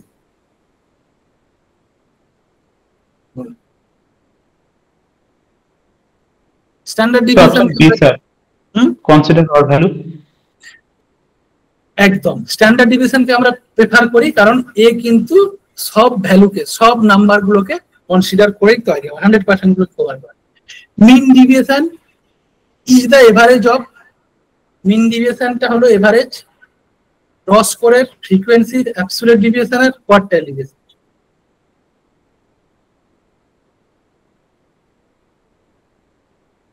Option C sir. একদম, আমরা যখন বিচ্যুতি আঁকি, রেঞ্জ করি, কিউডি করি, এডি করি, এগুলো কিন্তু র ডেটা থেকে করতে পারবো না, ফ্রিকোয়েন্সি থেকেও করতে পারবো না। হ্যাঁ, কোয়ার্টাইল থেকে করতে পারবো, সেটা হচ্ছে কোনটা? কোয়ার্টাইল ডিভিয়েশনটা করতে পারবো। মিন ডিভিয়েশন করার জন্য আমাদের অ্যাবসলিউট ডিভিয়েশন বা এডি যেটাকে বলছি, এভারেজ ডিভিয়েশন বা অ্যাবসলিউট ডিভিয়েশন, সেটাকে আমরা কিন্তু করতে পারবো। এর মিনটা আমাদের লাগবে। বলছি এই দেখো, if all score increase by 5 SD will, সব স্কোর যদি 5 করে বাড়ে, মানে ধরো একটা স্কোরের সবটা প্রতিটা স্কোর ধরো 20 ছিল, option C sir, remaining unchange 40, এইবার 20টা 25 হয়ে গেছে, 25টা 30 হয়ে গেছে, 30টা 40টা সরি 30টা 35 হয়ে গেছে, 40টা 45 হয়ে গেছে, অর্থাৎ সবটা একই হারে বেড়েছে এসডির ক্ষেত্রে। তাহলে কি এসডি বাড়বে বা কমবে? না স্যার, রিমেইনিং আনচেঞ্জ। একদম, এটা মনে রাখবে। যদি প্রতিটা স্কোরের এখানে দেখো অল স্কোর, একটা হাতে স্কোরের নয়, কিন্তু প্রতিটা স্কোরে একই সংখ্যক নাম্বার বাড়ে বা একই সংখ্যক নাম্বার কমে, তাহলে কিন্তু সেটা এসডি বা স্ট্যান্ডার্ড ডিভিয়েশনের উপর কোনো প্রভাব ফেলবে না। সেটা স্ট্যান্ডার্ড ডিভিয়েশনের উপর কোনো প্রভাব ফেলবে না, অর্থাৎ প্রতিটা স্কোর যদি 5 করে বেড়ে যায়, প্রতিটা সবসময় অল, একটা হাতে নয় সবটাই, তখন কিন্তু সেটা আনচেঞ্জ অবস্থায় থাকে, এগুলো মনে রাখবে। আচ্ছা, এই যে ডিসপারশন কেন ইউজ করা, শব্দটি বলতে কি বোঝানো হয়? Central tendency, spare of data, save of card, hide of graph. অর্থাৎ ডিসপারশন শব্দটির দ্বারা কি আমরা বোঝাই?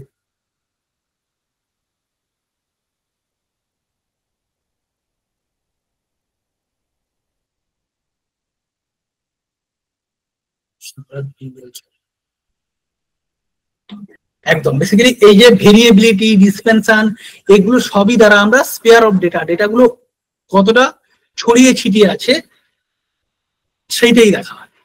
ঠিক আছে, 45 দেখো, which of the following is not based on all data. কোন ডিভিয়েশনটা এখানে সমস্ত ডেটার উপর নির্ভর করে না, বলো পারবে? আলোচনা করলাম কোন ডিভিয়েশনটা আমরা সমস্ত ডেটার উপর নির্ভর করে করলাম না, তুমি বলো, ভুল হোক ঠিক হোক বলো, না বুঝতে পারলে বলো। একদমই তাই, বেসিক্যালি 3 মানে কোয়ার্টাইল ডিভিয়েশন। কোয়ার্টাইল ডিভিয়েশনটা আমরা কিন্তু সমস্ত ডেটার উপর বেস করে করি না, করি আমরা তো Q3 মানে 75% নিয়ে নিলাম, Q1 25% নিয়ে নিলাম, তার উপর বেস করে এখানে 100% ডেটাকে আমরা ইউজ করি না, অল ডেটার উপর বেস করে করি না। তো QD হচ্ছে আমরা সমস্ত ডেটার উপর বেস করে করি না। 46 দাগে দেখো, ফর্মুলা অফ রেঞ্জ, রেঞ্জের ফর্মুলা কি? এই option D. High standard division imply বলছে স্ট্যান্ডার্ড ডিভিশন খুব বেশি আছে, স্ট্যান্ডার্ড ডিভিশন খুব মানে বেশি হাই, ধরো স্ট্যান্ডার্ড ডিভিশন 20, স্ট্যান্ডার্ড ডিভিশন 25, তার মানে কি বোঝায়? হাই সেন্ট্রাল টেন্ডেন্সি, মানে সেন্ট্রাল টেন্ডেন্সি বা মিন মিডিয়ান মোডটা বেশি হবে। হাই ইউনিফর্মিটি মানে একদম প্রচুর ভাবে সমান। হাই ভেরিয়েবিলিটি, বেশি ছড়িয়ে ছিটিয়ে আছে, low mean. Option C sir. একদম স্ট্যান্ডার্ড ডিভিয়েশন হাই মানে বুঝতে হবে যে হাই ভেরিয়েবিলিটি, স্কোরগুলো প্রচুর ছড়িয়ে ছিটিয়ে আছে। ধরো আমি বললাম 50 মিন আর স্ট্যান্ডার্ড ডিভিয়েশন 20, তাহলে প্রথম স্কোর কি হবে?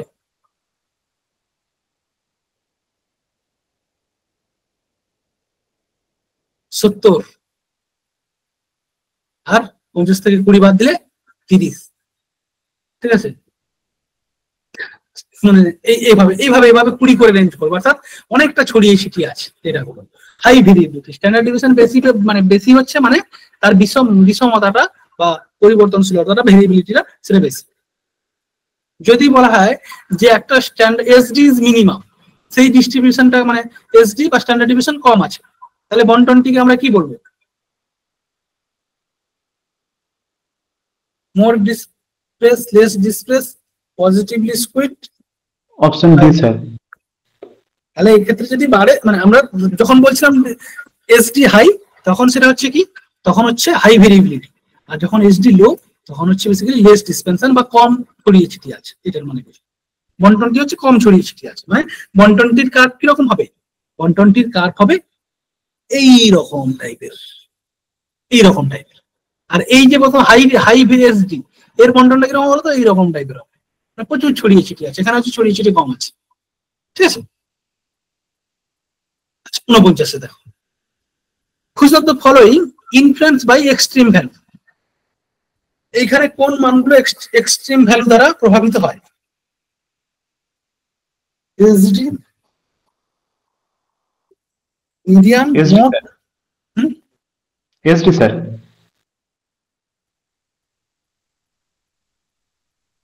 এসডি কি কি আছে? একদম এসডি হচ্ছে এক্সট্রিম ভ্যালু দ্বারা প্রভাবিত হয়। আচ্ছা আচ্ছা, নর্মাল ডিস্ট্রিবিউশনে এসডি কার্ভ, স্বাভাবিক বন্টনে এসডি কত পার্সেন্ট কভার করে?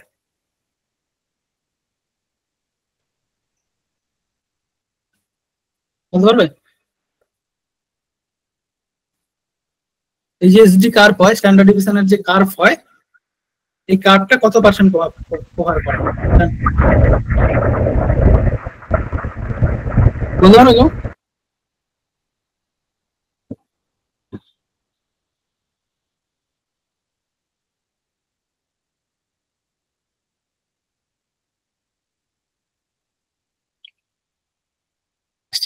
Basically if normal HD curve, এটা আলোচনা করবো পরের ক্লাসে। ঠিক আছে, 1 সিগমা মানে সিগমা 1 এসডি এর মধ্যে, 1 সিগমার মধ্যে 68.26% থাকে, প্লাস মাইনাস 1 সিগমার মধ্যে, প্লাস মাইনাস 2 সিগমার মধ্যে হচ্ছে 95.44, এবং প্লাস মাইনাস 3 সিগমার মধ্যে ওই 97% এরকম থাকে, যেটা আমরা পরের ক্লাসে আলোচনা করবো, ঠিক আছে? প্রথমটা 34.13, তারপরটা 13.59, তারপরটা 2.15 ও 145।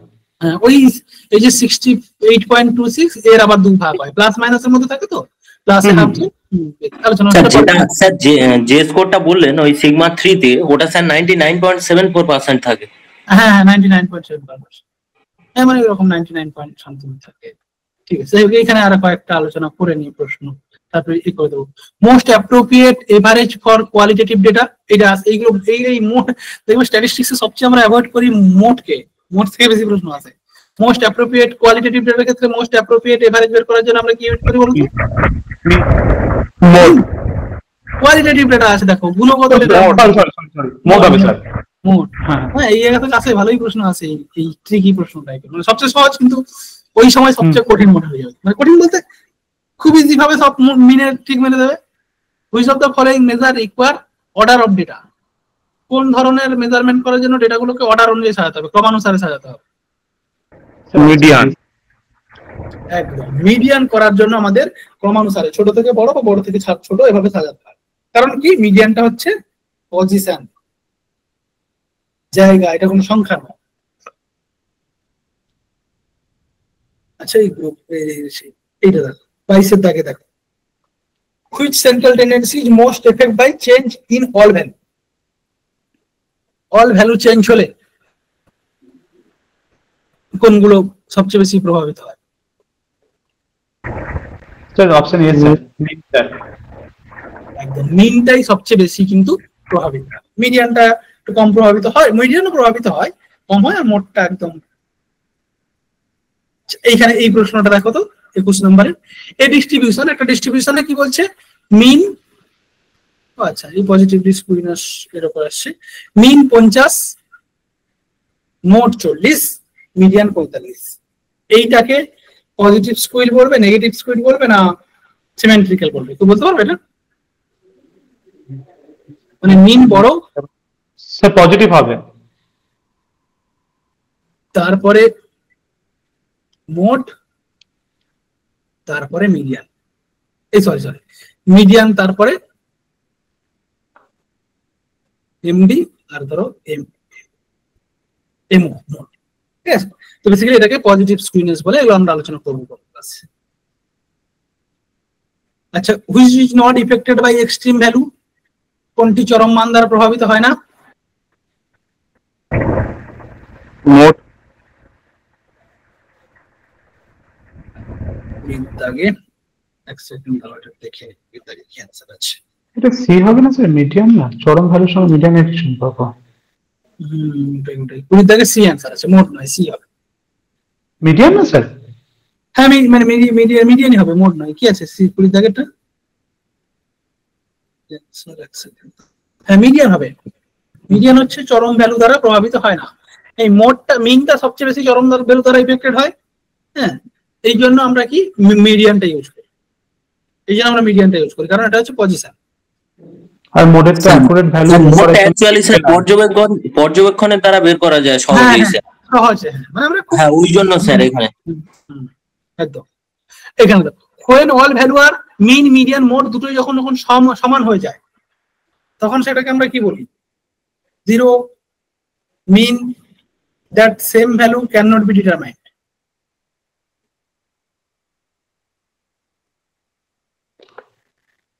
mean সেম ভ্যালু বলবো, কারণ কান বি ডিটারমাইন্ড কেন বলবো? জিরো হবে মেবি, 19 এর দাগেরটা জিরো আছে মেবি, সি হওয়া উচিত। আচ্ছা 19 এর দাগে সি আছে, সি হবে, এটা হবে না, সেম ভ্যালু সেম থাকবে একদম, দ্যাট সেম ভ্যালু। আচ্ছা সেম ভ্যালু। তো এর মানে স্ট্যাটিস্টিক্স এর আমরা পরে প্রশ্নগুলো আলোচনা করব আরো।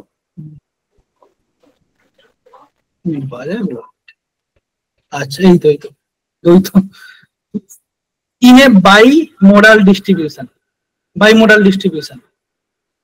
এটা বলতে কি এই তোমাদের মানে প্রশ্ন? Sir option B sir, B, মোডে দুটি মান থাকে। ডিস্ট্রিবিউশন মানে যেখানে মোড দুটো থাকে, two value of mode exist, মানে দুটো মোডই সমান মান থাকে। আর ট্রাই মোডাল আর মানে মাল্টি মোডাল বললে, ঠিক আছে? তো বেসিক্যালি আজকে আমরা এই পিডিএফ গুলো তোমাদের আমি দুটোই শেয়ার করে দিচ্ছি, তোমরা একটু দেখো, ঠিক আছে। এর পরের ক্লাসে আমরা আলোচনা করব যেগুলো, সেগুলো হচ্ছে আচ্ছা এই নর্মাল প্রবাবিলিটি কার্ভ এর প্রপার্টিজ এবং স্ক্যাটোসিস স্কুইনেস, পার্সেন্টাইল এবং পার্সেন্টাইল র্যাঙ্ক, এগুলো আমরা পরের ক্লাসে আলোচনা করব, ঠিক আছে।